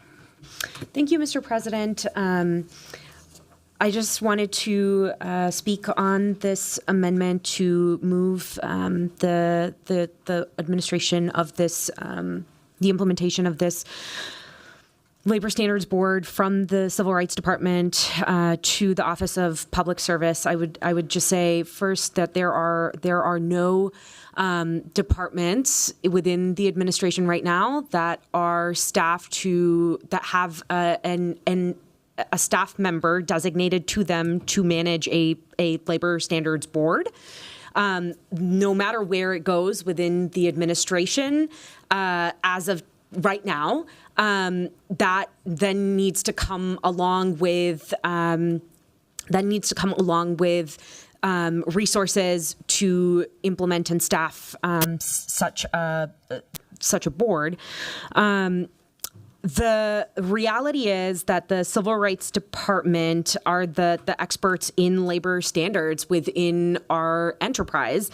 And the Civil Rights Department has been involved in every labor standard that the city has created in recent years, the ones that we in particular celebrate and are the leaders in our state in enacting. We want the experts of labor standards to be the ones that have the closest relationship to supporting this body of work. And then I would also additionally add the Civil Rights Department is a department that workers trust. The Labor Standards Enforcement Division within the Civil Rights Department is one that workers trust. And that trust has been built over years. If we want participation from low-wage workers who have the hardest time accessing government, that's just a fact, right? Of the stakeholders we're defining, a low-wage worker has a far harder time accessing this sort of bureaucratic system than someone who works for a regulatory agency. We should be moving. We should continue to keep this board within this department. So appreciate the thought behind wanting to move it up to the Office of Public Service, which also, by the way, happens to be a newer department, has a smaller staff. But I think it is really important that this remains in the Department of Civil Rights. Councilmember Palmisano. Thank you, Mr. Chair. Based on what I just heard, isn't CPED within the Office of Public Service? Yes. Thank you. So I want to thank Councilmember Jenkins for bringing this forward. I had also mentioned this concern in committee. I think that today's answer from the Labor Standards Board authors is pretty consistent with what I heard in committee. Civil rights has enforcement authority. They investigate wage theft, violations of our sick and safe time, violations of our minimum wage laws. I know I created some of these ordinances. Civil rights has no economic analysts. There are no economic analysts in the Civil Rights Department. They're not a creative body of economic development like CPED most certainly is. And for that reason, I am very sure that something like this should sit within CPED, and so the Office of Public Service is an umbrella organization for such a thing, and this feels right to me. Thank you. Seeing no one else in queue, I will ask the clerk to call the roll on the Jenkins amendment. Councilmember Ellison. No. Councilmember Koski. Aye. Councilmember Jenkins. Aye. Councilmember Palmisano. Aye. Councilmember Chowdhury. Nay. Councilmember Cashman. Nay. Councilmember Osman. Aye. Councilmember Rainville. Aye. Councilmember Chavez. No. Councilmember Veto. Aye. Vice President Shugtai. No. President Payne. Nay. There are 6 ayes and 6 nays. That fails. We will return back to the underlying resolution. I believe Councilmember Jenkins has a second amendment. Councilmember Jenkins, do you want to speak to that? Thank you, President Payne. I want to bring forward an amendment, again, that I hope can strengthen this resolution today. I really wish my colleagues would have sent this back to committee so we can do this really important work in committee instead of doing it at the city council level, but here we are. So I'm bringing an amendment that I think can add a little more fairness and a little more trust into this process for the many, many small businesses that are owned by women and people of color who I have been meeting with, talking to, and literally every time I've met with the proponents of this amendment multiple times, each time it was a concept I supported the concept in those conversations. However, there was never any specific language until I think 2 Fridays ago when I received the actual language. And so I think that if we can change the makeup of this body to have a 10-member body that is representative of the employees and the employers, I think would make a much better scenario for this body to be effective, to be trusted, and to bring forward recommendations to the city council in a fair and equitable way. Thank you. Councilmember Jenkins has moved this amendment. Is there a second? Second. Councilmember Chavez. Thank you, Council President Payne. I just want to name that we did get this. It wasn't that there was a request to send this back to committee. It's that we got this literally after, like, what the scheduled time for council was to start, which was we got this literally after 9:30. So I just wanted the public to understand that. Second, I just have a question of if Councilmember Jenkins can yield for a question why she's striking seat 6, and just for the public to know what it says. A representative of employees in the city, which include low-wage employees and or employee organizations representing the workplace interests of low-wage employees. Councilmember Jenkins, did you want to speak to that? I'm sorry, can you repeat the question, Councilmember Yeah, Chavez? Councilmember Jenkins, I'm wondering if you can explain to the public, just because they're not seeing this amendment you're bringing forward because it was brought in after 9:30 a.m.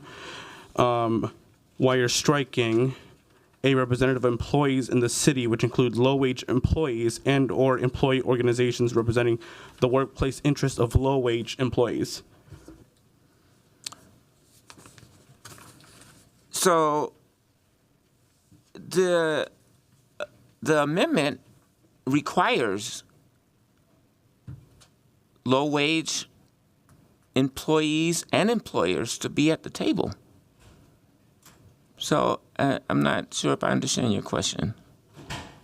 There's a strike through of seat 6 that says, and I'll repeat again, a representative of employees in the city, which includes low-wage employees and or employee organizations representing the workplace interests of low-wage employees, that you're striking. And I'm just trying to understand the reasoning behind that.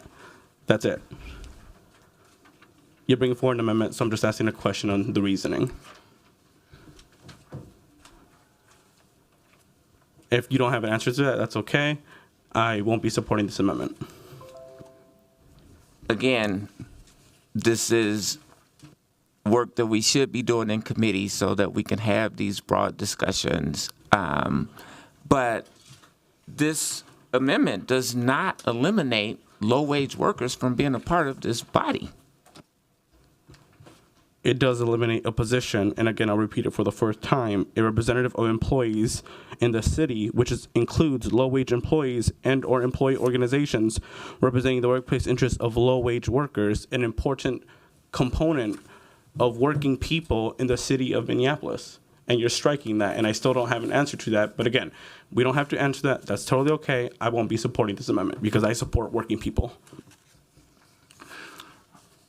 As do I, Council Member. Let's move on to Councilmember Chowdhury. Thank you, President Payne. Thank you, Councilmember Jenkins, just for engaging with this resolution. Appreciate you bringing some work forward here today. Yeah, I mean, I think we could say it all day long, like we don't want to do committee work in council. However, this council has been doing that, and councils past do that as well. Like there's public recordings and meetings of that before. I'm getting flashbacks to when we did the work on $15 on cigarettes. But we got that work done. That's a part of why we have this meeting together. I'll just start off by saying, while I understand the intent, which is, it seems to be removing the community stakeholder seats, I think the point that Councilmember Chavez was making is that there was a lot of intention in crafting the seats specifically to different types of employees, because we realize that there's not a one-size-fit-all voice for employees, right? Like low-wage employees is this type of specificity that we put into this resolution. A representative of unionized employees was a type of employee that we put in, a type of worker. Representative of non-unionized employees, non-unionized workers, because we know that their experiences are different and their experiences are different across sectors, and that's why we get sector specific. So we don't have one-size-fit-all policy recommendations and we bring experts together. I won't be able to support this today. I think getting rid of the community stakeholder seat, unfortunately, I think that's a mistake. We want to have the input of community stakeholders and sectoral work groups. I think it's a miss to say we don't want the input of consumers.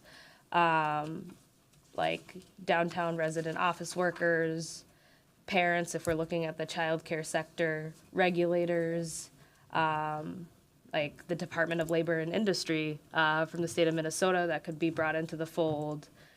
And then also academics that also can be brought into the fold, right? Like we have an R1 university, Research One University in our own city that I think would be a really important voice.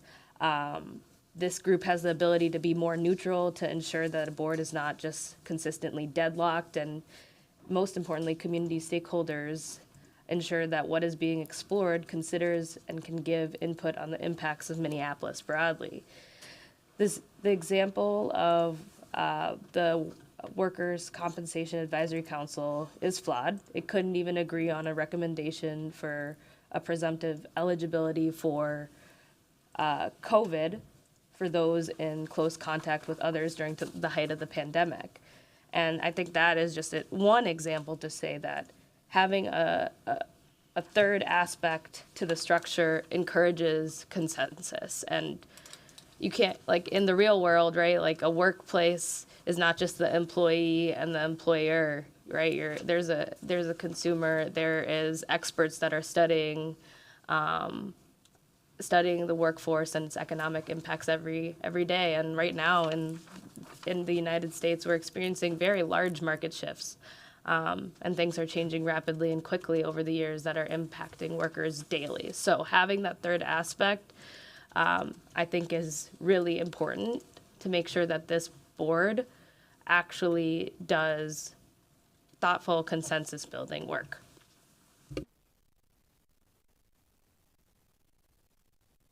Councilmember Palmisano. Mr. Chair and my colleagues, what was being asked as to why it was taken out is up top on page 2. The second page of this amendment talks about it, up on the very top.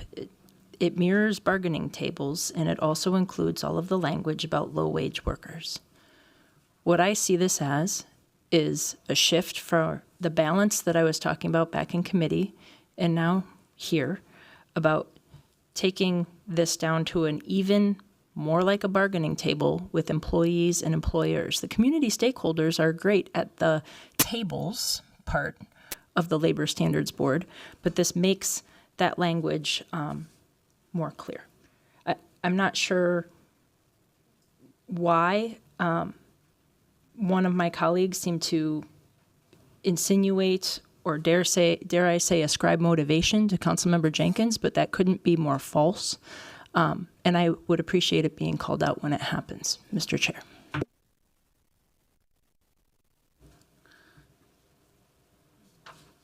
All right. I just want to speak to this ascribing motivations. I'm getting called out by several folks for chairing this meeting, and I will speak to that item. I want to just make this important distinction between making statements of fact and ascribing motivations.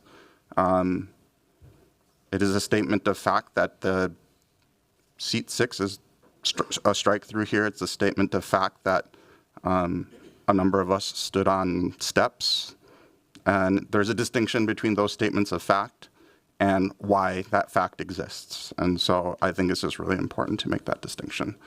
Councilmember Veto. It is a statement of facts that I stood on steps, but it is not a statement of fact that I stood on steps in support of a labor standards board. Councilmember Koski referred to a tweet that the mayor put out, not Councilmember Veto, and the mayor didn't even say he supported a labor standards board. He said potential or something like that. Mr. Kirk. I don't even know what she's talking about, but that's not a fact. Secondly, what I got in queue for is I am growing tired, Council President Payne, of how you allow black women to be treated on this council. You are so quick. It's like in your nature to call me out for ascribing motives. When black women get talked down to, when motives are ascribed towards us, when we want to speak up, just like everybody else does, you cannot control yourself from trying to stop and control what we say out of our mouths. What we just all witnessed. I think sometimes you may forget that this is on camera. What we all just witnessed was Councilmember Jenkins being talked down to because of her position on her amendment. You said 0. Nothing. You actually just came back and said that if it's factual, it's okay for people to say something. What I'm saying is factual too. When you stop me, it's facts to me. This has got to end. The way you allow in your leadership position for black women to be treated here is disgusting. I'm sick of listening to it. I'm sick of being treated second class to your friends, to people who you think should have a voice above me. It needs to end. It's disgusting. I'm sick of it. And I've talked to you in private about it. I've sent you emails. I've talked to you. I've tried to do everything I can. The only way left in this is to publicly talk about how you allow black women to be treated on this council under your leadership. Councilmember Jenkins was the president before. Never happened. Everybody got treated fairly. You are not fair, and you treat black women differently. Councilmember Veto, I have frankly allowed you to speak much more fully than I otherwise would, because I'm very actually sensitive to that fact, and I actually haven't decorum Do checked something you about today. it. Don't say anything about it. Mr. Clark. Be different. Be better. Mr. President, I'm sick of it. I think it's important that maybe I offer some feedback to the entire council, to all members. And I'm quoting here from our Parliamentary Authority Roberts Rules. The question of decorum is really about respecting the body as a whole, and every member has a duty to uphold the rights of all other members. That's not just the singular responsibility of the president or the chair based on whether this is council or committee. All members of the body are expected to uphold the rights of all other members and to help enforce the rules and decorum.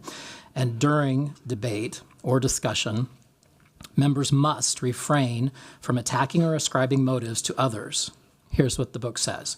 When a question is pending, a member can condemn the nature or the potential consequences of a proposed measure in strong terms, but must avoid personalities and under no circumstances attack or question the motives of another member.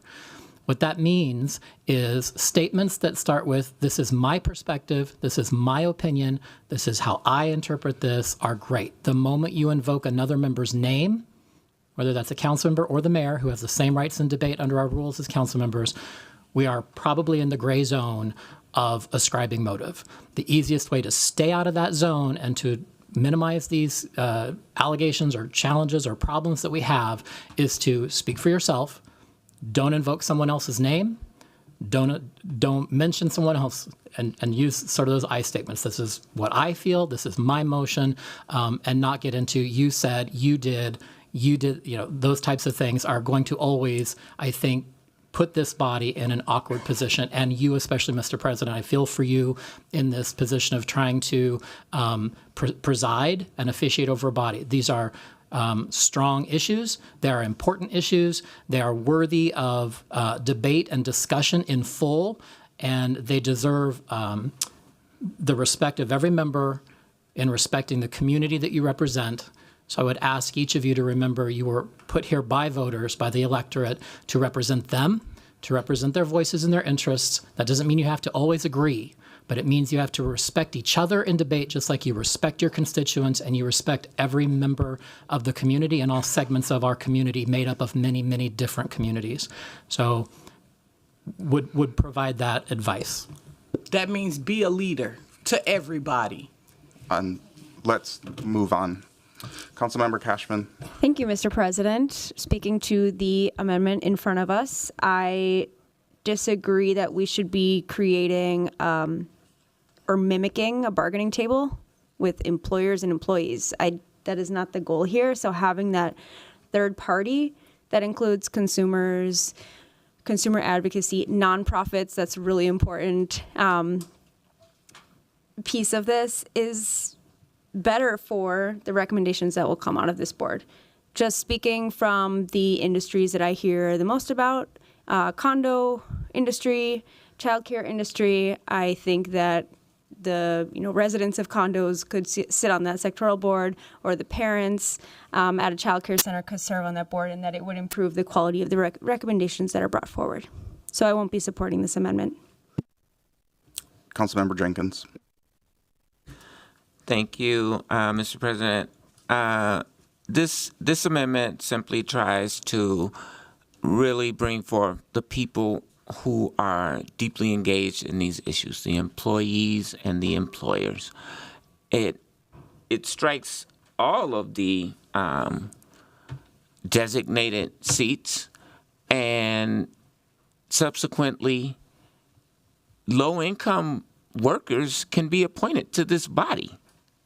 There is no exclusion of who those representatives can be. So to say that, the strike-through eliminates the opportunity for low-wage workers to be involved in this body, I think is a misstatement, and those people are absolutely have access to having a seat on this body. Councilmember Chavez. I literally read what was on the amendment, so I just want the public to know that what I read 4 times is literally what the amendment says. So it isn't a misstatement. I read off the page that's in front of me. Councilmember Chowdhury. Thank you, Mr. President. I like policy debate. I think that's what we should do. We should debate the policy. We're not going to agree, and that's okay. But I think debating policy as a body together, that's what our city wants to see. So, in the spirit of debate, I'll say I hear your point, Councilmember Jenkins. However, I do think it is a step in inclusion to carve out a role for a specified group that oftentimes gets overlooked. Like, I think it's a part of equity to say low-wage employee, non-unionized employee, unionized employee. I think that matters. And that's why I like the specifications that exist. That's what the intent of the policy is. Again, I get what you're trying to do, and I get that it's coming from a good place. But from a policy perspective, I just disagree with it. Seeing no one else in queue, I will ask the clerk to call the roll on the second Jenkins amendment. Councilmember Ellison. No. Councilmember Koski. Nay. Councilmember Jenkins. Aye. Councilmember Palmisano. Aye. Councilmember Chowdhury. Nay. Councilmember Cashman. Nay. Councilmember Osman. Aye. Councilmember Rainville. Aye. Councilmember Chavez. No. Councilmember Veto. Aye. Vice President Chugtai. No. President Payne. No. There are 5 ayes and 7 nays. That amendment fails. Next, we are back on the underlying resolution. I will recognize Councilmember Osman. Thank you, Council President. And I just want to say that, this is not a perfect document. As you can tell how our votes are divided. I think the best option would have been to delay it, to have the community engagement. I had my concern with how some of the small-owned minority businesses have expressed what this document is. But at the end of the day, I stand for workers. I want to make sure workers have a table. I want to make sure workers have a voice. There are a lot of workers in my community, minority community, immigrant community that work in the hospitality. And for them having a voice is very important to me. And I also want to make sure that the organizers, the unions, make sure that you are engaged in these businesses. Make sure that they have an important voice in that. At the same time, I do not want to leave employers. There are a lot of small-owned businesses that employ money folks in our community, and they're trying to survive. They went through a lot the last 4 years. They went through, the civil unrest. They went through economic, the epidemic, you name it. These small businesses also deserve the respect and also have a position on the table. So with my decision today, I will be supporting the underlying motion. And I want to make sure that it's not a perfect document, but we have to understand where we are and come together and to make sure that we are creating a perfect work group that will give us advice. If it's divided like this, when we create that, I don't think that whatever comes out will be perfect. So I just want to make sure I stand for workers. I will support the underlying motion on this, but it's not perfect. So thank you. Councilmember Cashman. Thank you, Mr. President, and apologies to all. We do have one more amendment to take up. This amendment, it does add under the duties of a sectoral work group that a city business technical assistance program provider, so BTAP provider, will conduct in-person and online survey of employers in the applicable sector being studied. Bringing this forward with Councilmember Koski because we do have an incredible list of 25 BTAP providers at the city, including the African Development Center that's Somali speaking, Redesign, Lake Street Council has been very, very helpful in the Uptown neighborhood. I mean, it goes on. And these providers that we contract with at the city through our CPED department would be able to contribute to the information that is brought forward in the sectoral work group to inform policy. And so I will ask for your support on this amendment. Councilmember Cashman has moved the amendment that is before you. It is co-authored by Councilmember Koski, so it doesn't need a proper second. And I will recognize Councilmember Koski. Thank you, Council President Payne, and thank you, Councilmember Cashman, on partnering on this amendment. This amendment broadens the scope of representation on the Labor Standards Board, ensuring that a wider array of stakeholders, including those firsthand experience running a business, are part of the conversation. This inclusion of employer surveys will allow us to gather valuable insights into the specific resources and support businesses need to navigate labor compliance, which in turn improves the lives of our workers. This change will help us better understand the challenges small businesses face and identify ways to improve the overall business and worker climate in Minneapolis. Thank you. Councilmember Chowdhury. Thank you, Mr. President. Thank you, Councilmember Koski and Cashman, for bringing this amendment forward. Just going to say to Councilmember Cashman, appreciate all of the debate that we had leading up to this amendment happening. I asked you a lot of questions. I pushed back, and we had a great discussion. I'm gonna be supporting this today. I think this is a good amendment. I think it ensures that the employer, the business part of this tripartite structure, their voice is amplified and equalized within the structure. And I think it will help us get into the nuances that small local businesses face and the impacts that they take on as the market shifts. And I also think it'll help the recommendation come out, but we might get some valuable information that might inspire some policy change, budget amendments that could be in service to supporting local businesses that are struggling. And I don't think this is in competition with the voices of workers. So I'm just communicating that out to the public and also the different community members that are in this room. I think this is a fair amendment. I think this helps equalize and then also in a fair way strengthen the local business voice. Councilmember Palmisano. Mr. Chair, I will also speak in favor of this amendment. I don't see this to be in conflict with workers. I think if anything, it will work to try and grab input from all the many people working hard to sustain a business in our city.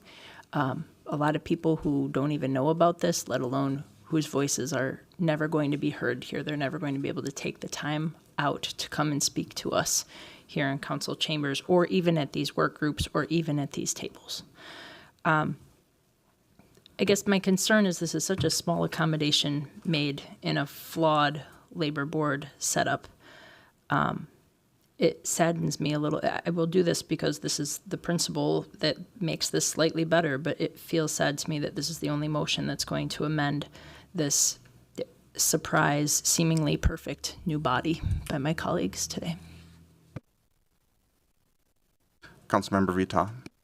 Thank you. I guess I'm a little confused about this. So is this an amendment to potentially ask these small business owners, more than likely people of color businesses, to spend additional time and provide free labor? Is there a dollar amount attached to this? I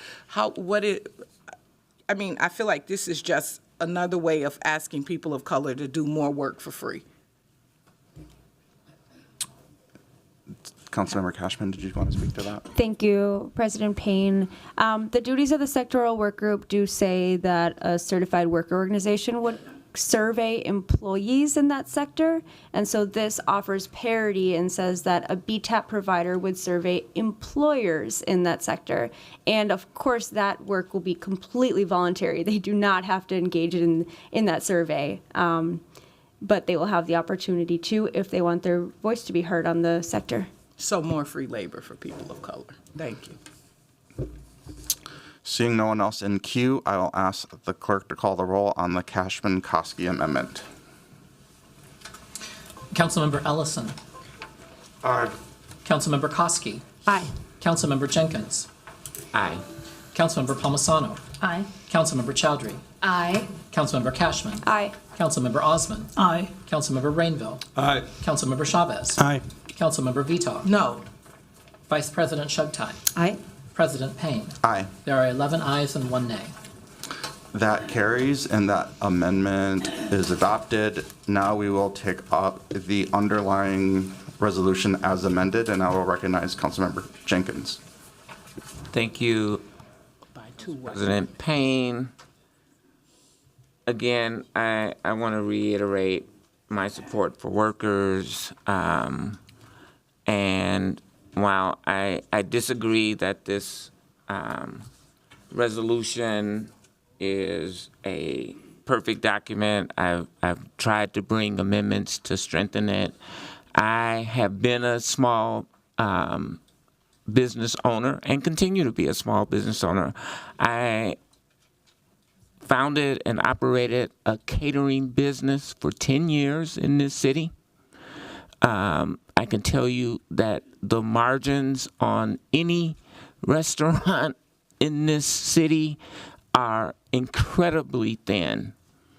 I've heard from several small businesses in my ward, all of them owned by people of color and or women, and they are deeply challenged by this resolution as it is worded, as am I. I will be reluctantly supporting this underlying amendment, and I will also be bringing forward amendments to try to strengthen this as this work continues. Councilmember Koski. Thank you, Council President Payne and colleagues. I want to center us in our new reality. With Donald Trump's reelection and Republicans securing control of the House and Senate, there is now a clear path to enactment of Project 2025. His policy agenda that we know of. It includes regressive policy shifts that will significantly undermine workers' rights, including efforts to diminish the power of labor unions and deregulate critical protections in the workplace. This attack on workers' rights at the highest level of government will have far-reaching consequences that will reach us here in Minneapolis. It will affect our economy, our workforce, and the fairness and integrity we strive to uphold in every workplace. It will threaten to undermine the very rights we fought so hard to secure. Our commitment to labor rights will soon be put to the test. Now more than ever, we must remain steadfast, united, and firm in our values. This resolution presents an opportunity to take meaningful action. It creates a platform for diverse stakeholders, including business owners, including workers, and including community representatives, to collaborate on labor policy and drive meaningful change. I support this resolution, not just as a response to our shifting political landscape, but as a proactive step forward in safeguarding our economy, our workforce, and our work environment. Thank you. Councilmember Palmisano. Thank you, Mr. Chair. I need to point out a dichotomy that makes me deeply uncomfortable.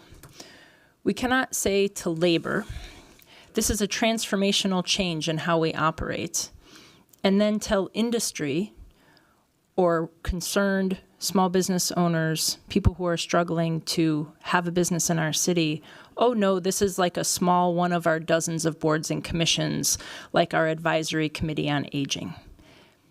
That has happened. That feels duplicitous. This board is not balanced. We do not know the cost, and we have not heard from the people that it will affect. I'm not ready to vote on this, so I'll be voting no today. Councilmember Veto.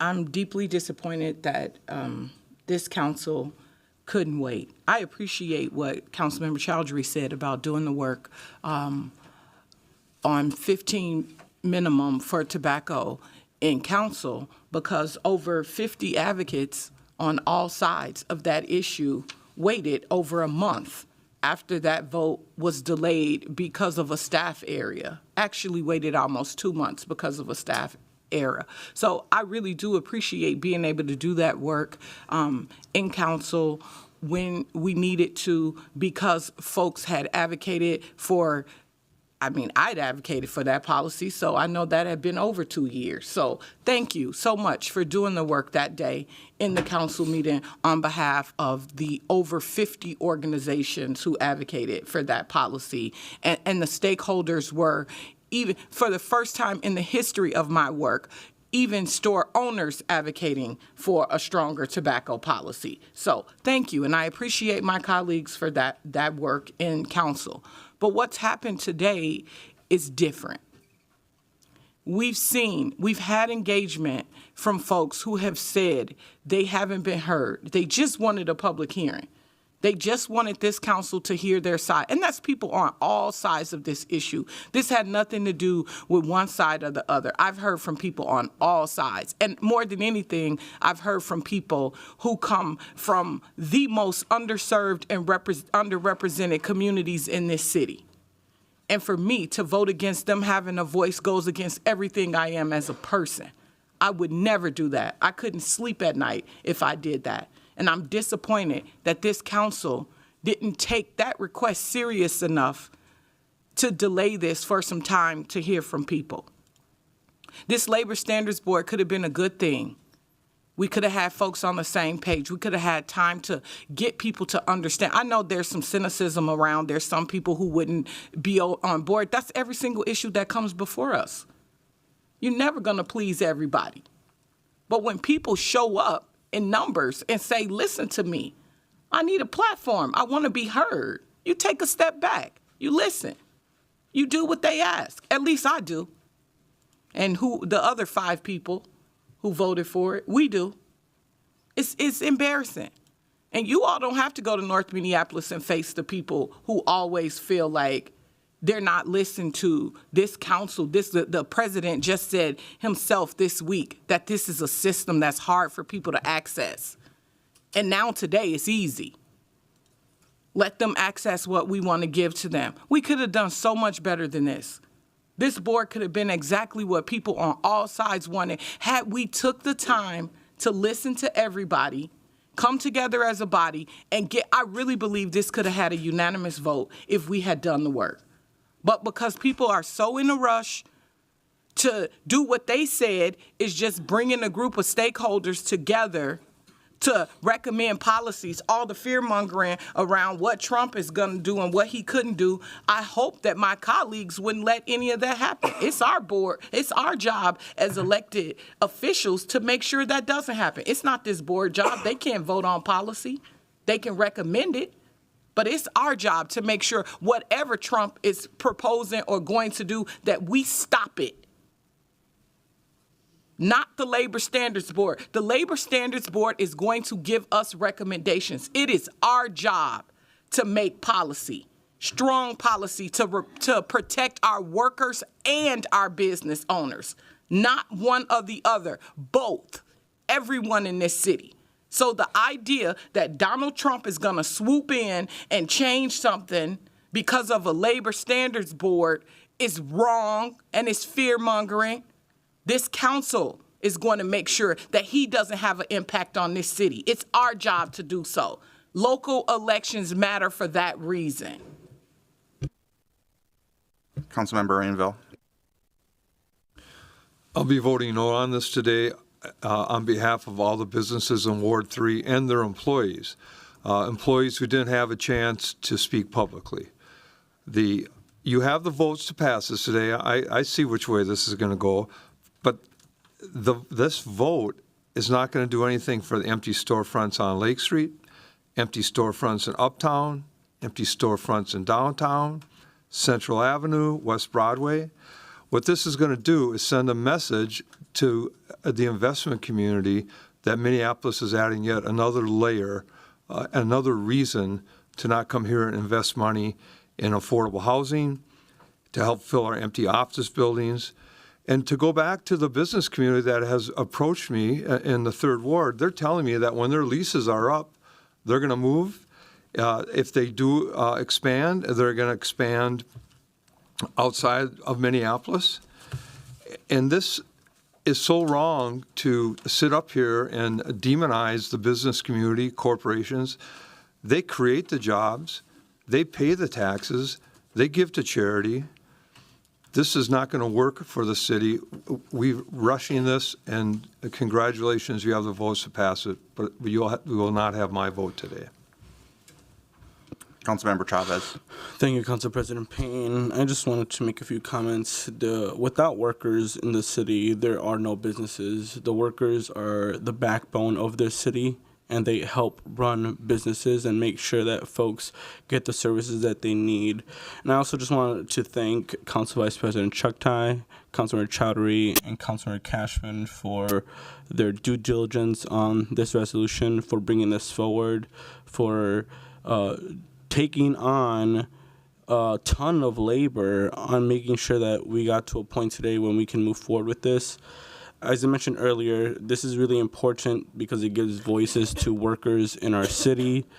And I want to thank the 3 authors and my colleagues who are voting to support this today for listening to workers like my mother, as I mentioned earlier, who worked 3 jobs to barely make it by, because if their voices in the city of Minneapolis matter, their voices deserve to, those voices deserve to have a seat at the table. And when I'm voting for this, I'm voting for people like my mother, who I know are a reflection of this city, who many people in this city work multiple jobs and are still barely able to afford their rent, to put food on the table. And I'll just remind folks, this is an advisory board. That means we get to listen and hear from these folks. And we're telling everyone this is an advisory board. We're not telling one group that this is an advisory board and another person that this is something else. We're telling everyone this is an advisory board. I think we've been very clear on the dais here. This is an advisory board. But what this does, it allows us to be able to work with people from all backgrounds. And I look forward to working with those folks particularly as well that are struggling to make it by and hear their voices too. Thank you. Councilmember Cashman. Thank you, President Payne. Obviously, we've said a lot on this today, but I do want to address what I did learn from small businesses throughout all of this engagement. And I think it is very fair to say that they are under-supported from the city, and that there is a lot of work to be done with how the city supports the small business community. So these are some of the things I've heard, and I just want to name them so that we can work together on such things. Easier access to and responsiveness from city permitting departments like CPED and the health department. There's a business in my ward, 19 Bar. We all know it, love it, burned down. It's rebuilding right now, and they're trying to get their permits through the city and having a very hard time with that. That is something that we can do to help them get up and running faster and get back on their feet. Support for small businesses during reconstruction projects like the Hennepin Avenue reconstruction. We do not do a good enough job at that. That is something that we can work on. Place-based solutions, like solutions specifically for uptown businesses. Better outreach to businesses about all of the financial tools that we do have, from BTAP services, facade improvement grants, Great Streets Business District Support grants, County Elevate program. How are we making sure that these tools are accessible to all businesses in our community? Invigorating the CPED small business team, and then basic city services, parking, security, public safety response, sidewalks, streetlights. Businesses need high quality services from the city, and I hear all of that. None of that is in conflict with high workplace and labor standards, and I believe that we can do both. And I'm really excited to pass this policy today. Councilmember Chowdhury.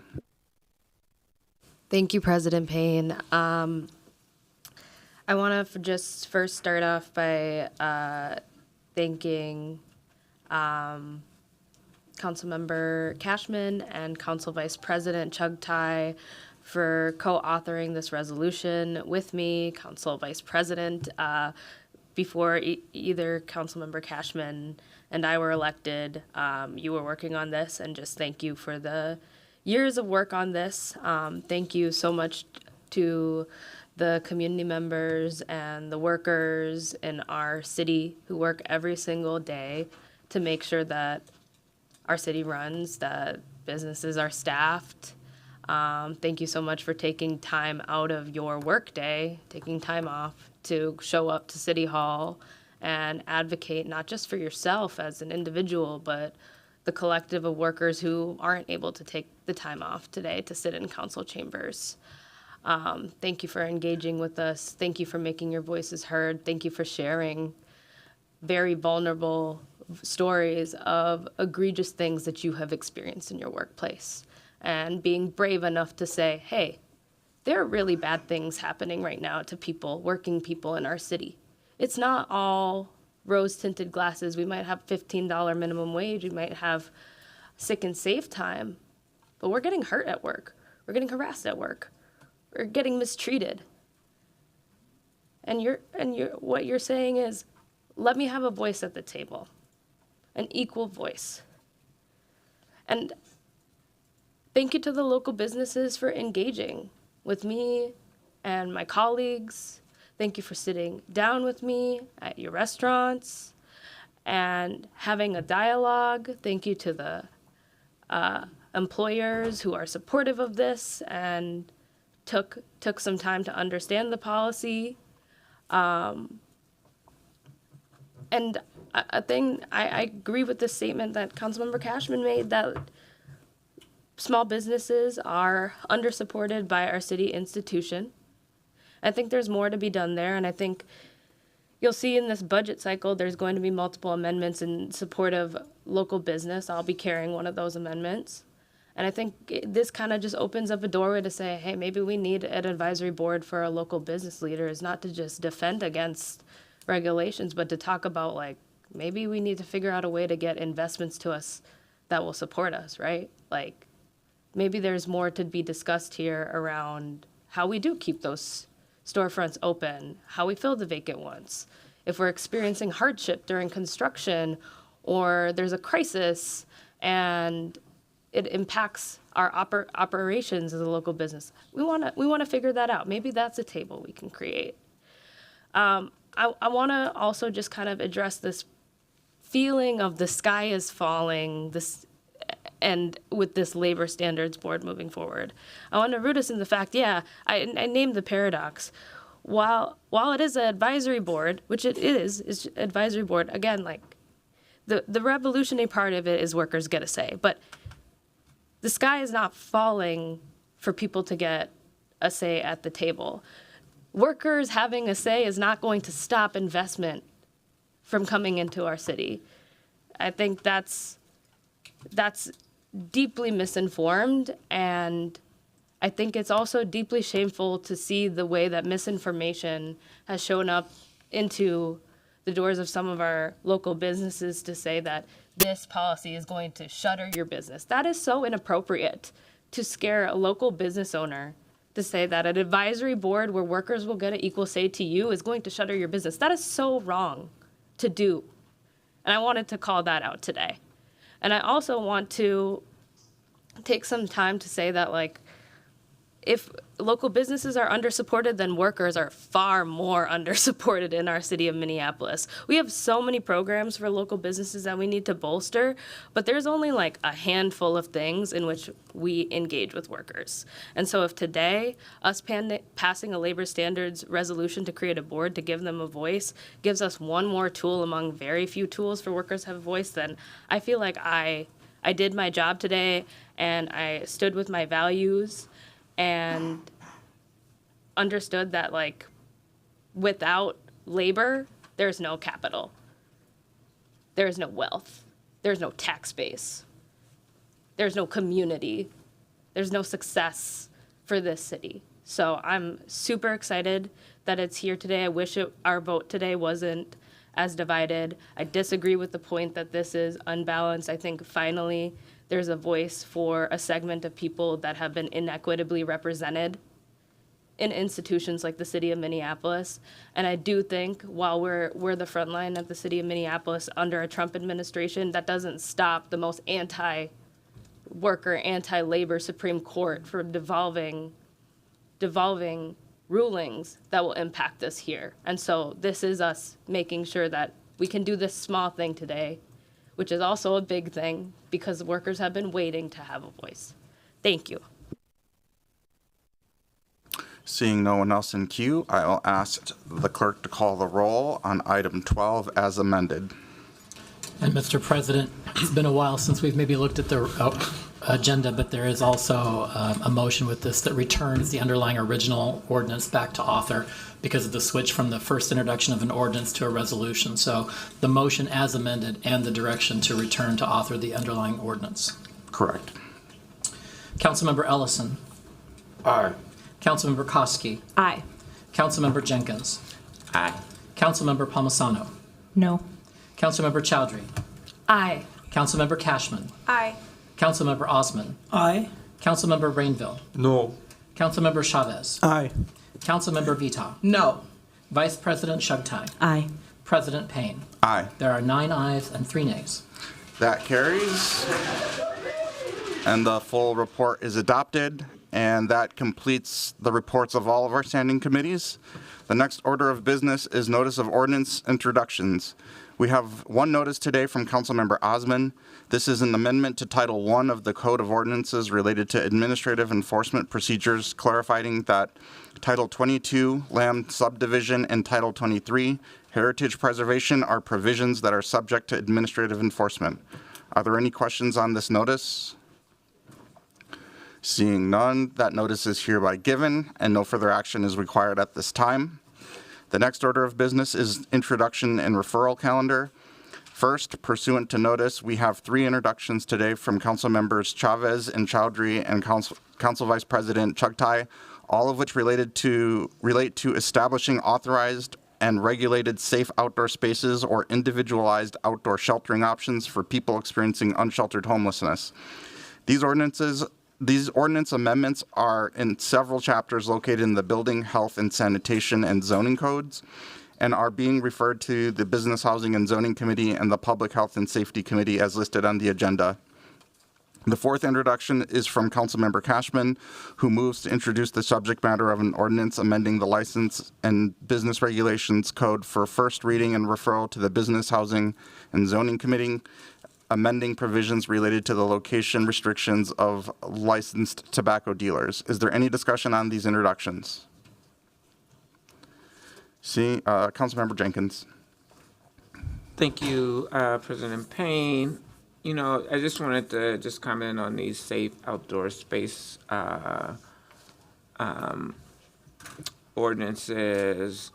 And, you know, I'm not sure who is going to be operating these safe outdoor spaces if they are to occur. We've heard from many folks who do engage in that kind of work that they don't have the capacity and or the, quite frankly, the willingness, because we've had navigation centers which were safe outdoor spaces, and they were very challenged. So we have to build in structures that make it safe for the residents of those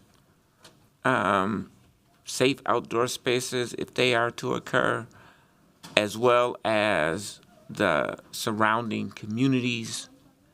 That has to be a part of the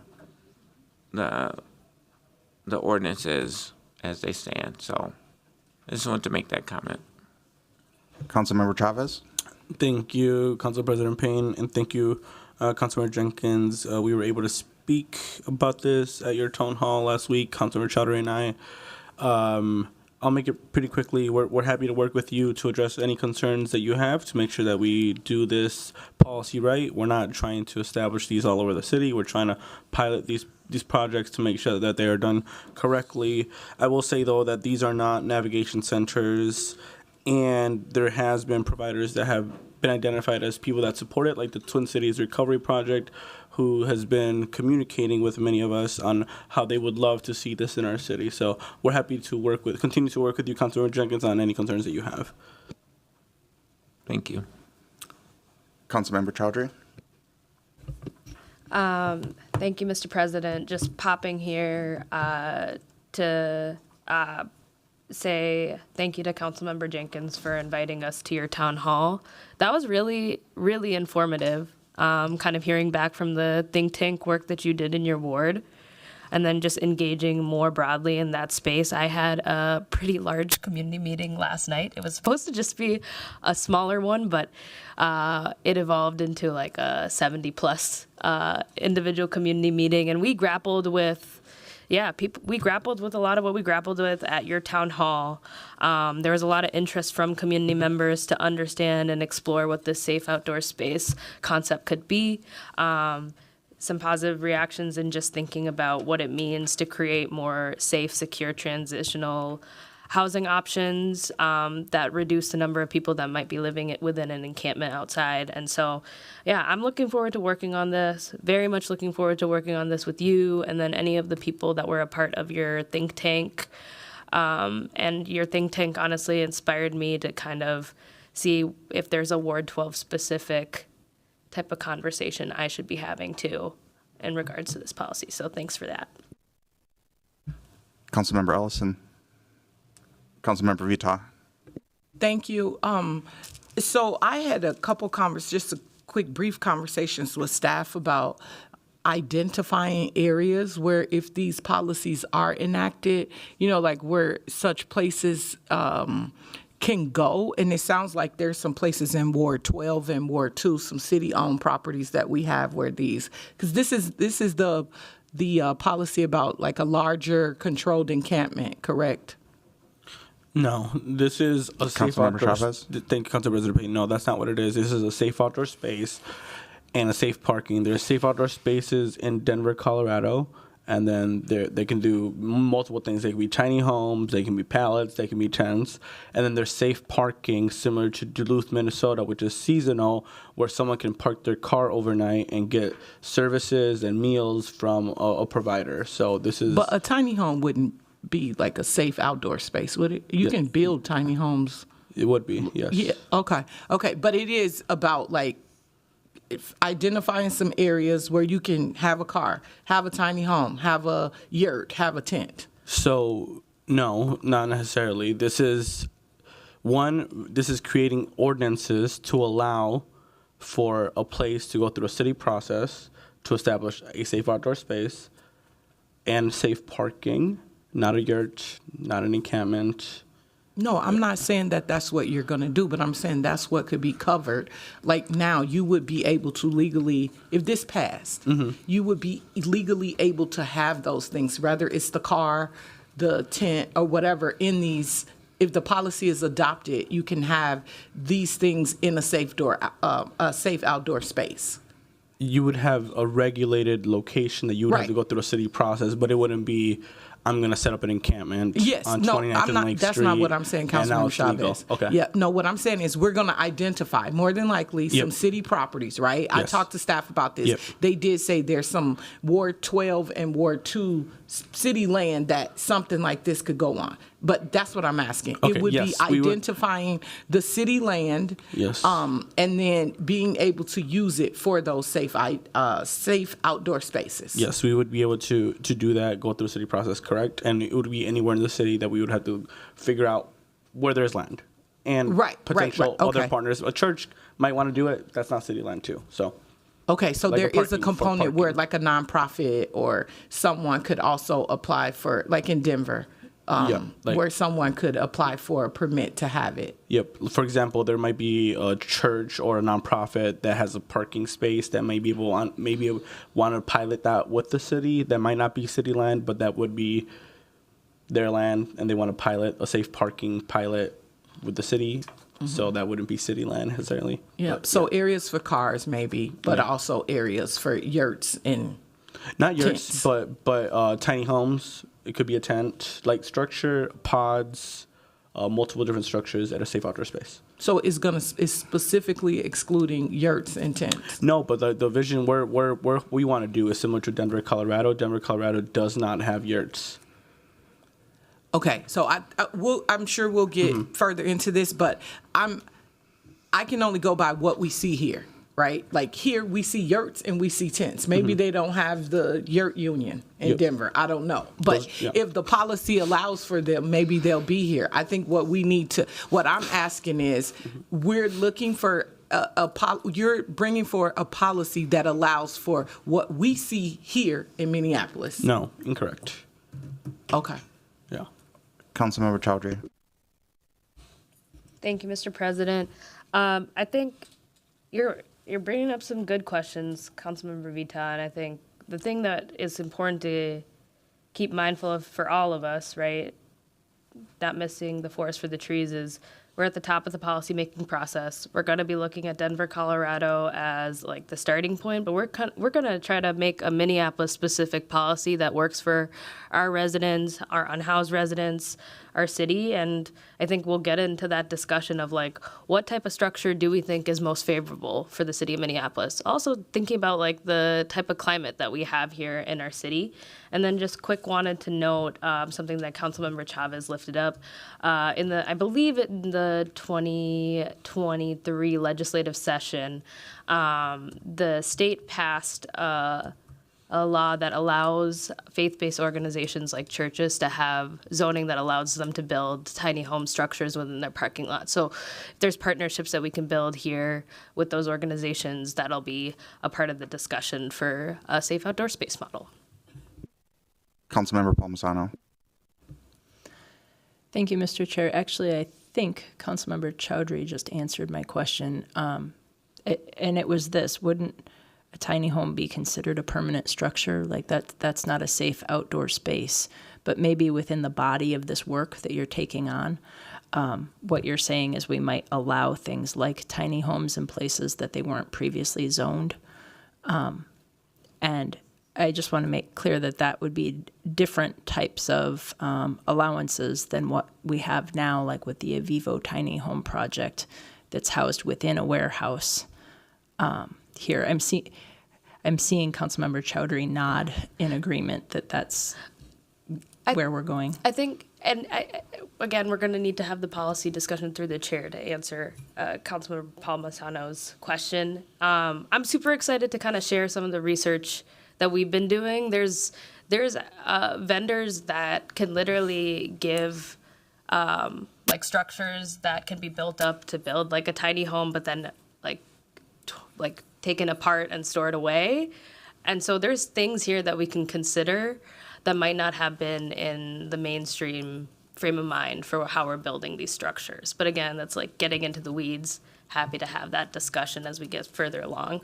Yeah, thank you. I would like to have that discussion as you get further along. And I appreciate we need some type of relief valve in our city for encampments that when they get cleared just end up with the same people being pushed to another location.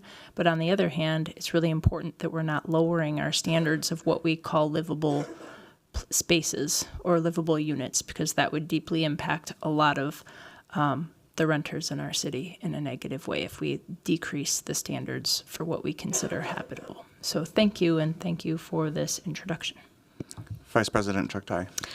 Thank you, Mr. President. I think a couple of things to add to this discussion, which I'm really excited. We're having a more substantive discussion prior to a vote on an introduction and referral. Something inherent about safe outdoor spaces is the nature that they are temporary by nature, right? A safe outdoor space, it doesn't exist forever. As we're talking about tiny homes, I think Councilmember Chowdhury brought up an example of tiny homes that are being constructed that exist in, so you can build them and then disassemble them and store them or move them to a different space. That's an example. I think as we are developing this policy, things to keep in mind inherent to a safe outdoor space policy or a safe outdoor space, and the ways in which it is not quote unquote regulated encampments is one, that they are there's a lot of city process and permitting requirements that go into the creation of a safe outdoor space, that there are or things that are in common on a policy like this. That there is the requirement that someone is responsible for managing that space, that it's an entity that has experience in doing things of that nature. So experience with service provision, experience with safety, that there are right now when we look at encampments, we see tents that are constructed that are on the ground. That's a pretty serious public health risk too, and even tent-like structures in a safe outdoor space have requirements on how far above ground a tent-like structure can exist to prevent things like rodent infestations or other types of harm that can happen. So that's why you see so many chapters being opened here as well. Because there are several different components that we'll need to keep in mind, and again, service provision and access to services are one of the most critical and distinctive parts of safe outdoor spaces from people just living outside, either in groups or by themselves. Thank you. Seeing no one else in queue, I will ask the clerk to call the roll on those referrals. Councilmember Ellison. Aye. Councilmember Koski. Aye. Councilmember Jenkins. Aye. Councilmember Palmisano. Aye. Councilmember Chowdhury. Aye. Councilmember Cashman. Aye. Councilmember Osman is absent. Councilmember Rainville. Aye. Councilmember Chavez. Aye. Councilmember Veto. Aye. Vice President Chuktai. Aye. President Payne. Aye. There are 11 ayes. That carries, and those matters will be referred to the committees listed on the agenda in the next cycle.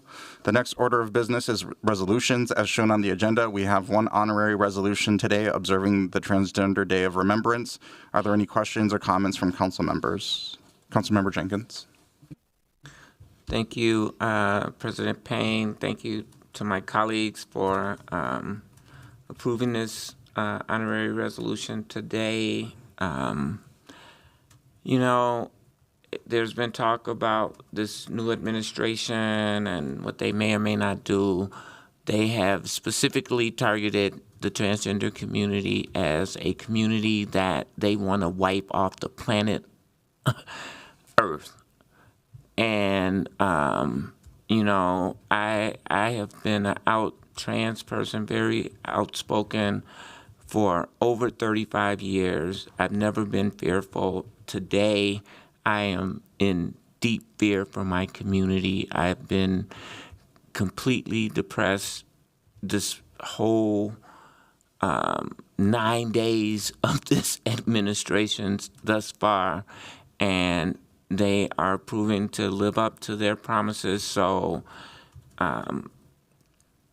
we have declared ourselves a sanctuary city for transgender nonconforming people seeking health care, etc. We have to stand on that. That is going to be one of my primary focuses, not only on this council, but on the national organizations that I have the honor of being a part of. This work is very serious. You know, we talk about all the challenges that are going on around the world. Trans and gender nonconforming people are facing a very stated genocide from the most powerful administration in the world. So thank you for supporting this resolution today, but our work has to be much more than a resolution, and I ask all of you to please stand with me in this fight for equality and equity and justice. Thank you.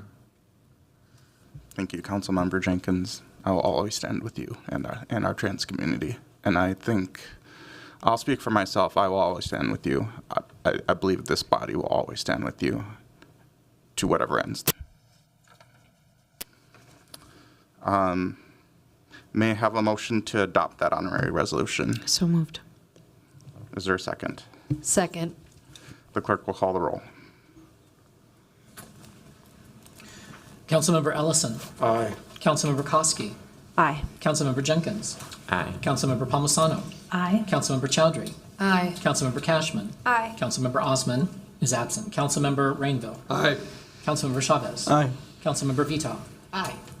Vice President Shugtai. Aye. President Payne. Aye. There are 11 ayes. That carries, and that resolution is adopted.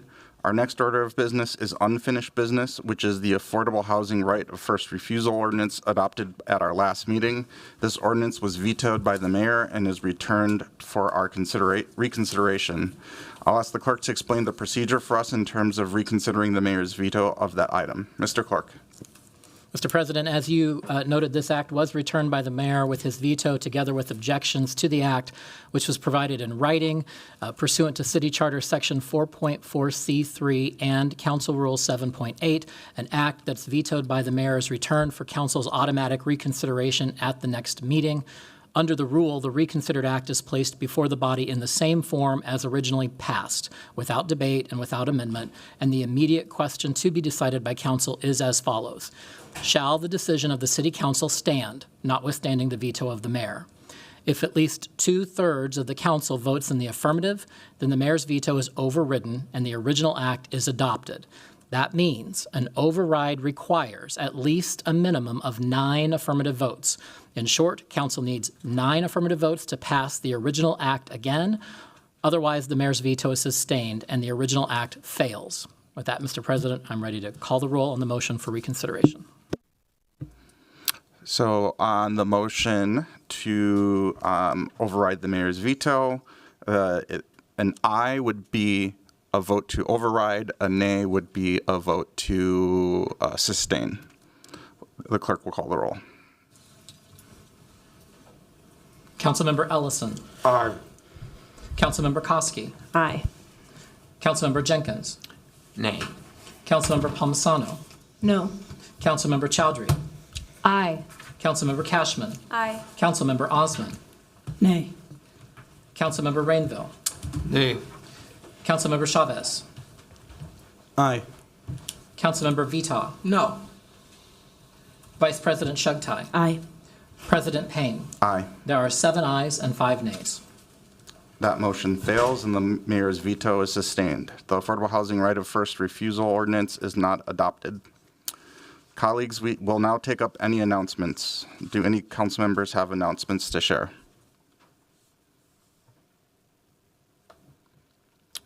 Seeing none, and with no further business to come before the council and without objection, this meeting is adjourned. Thank you.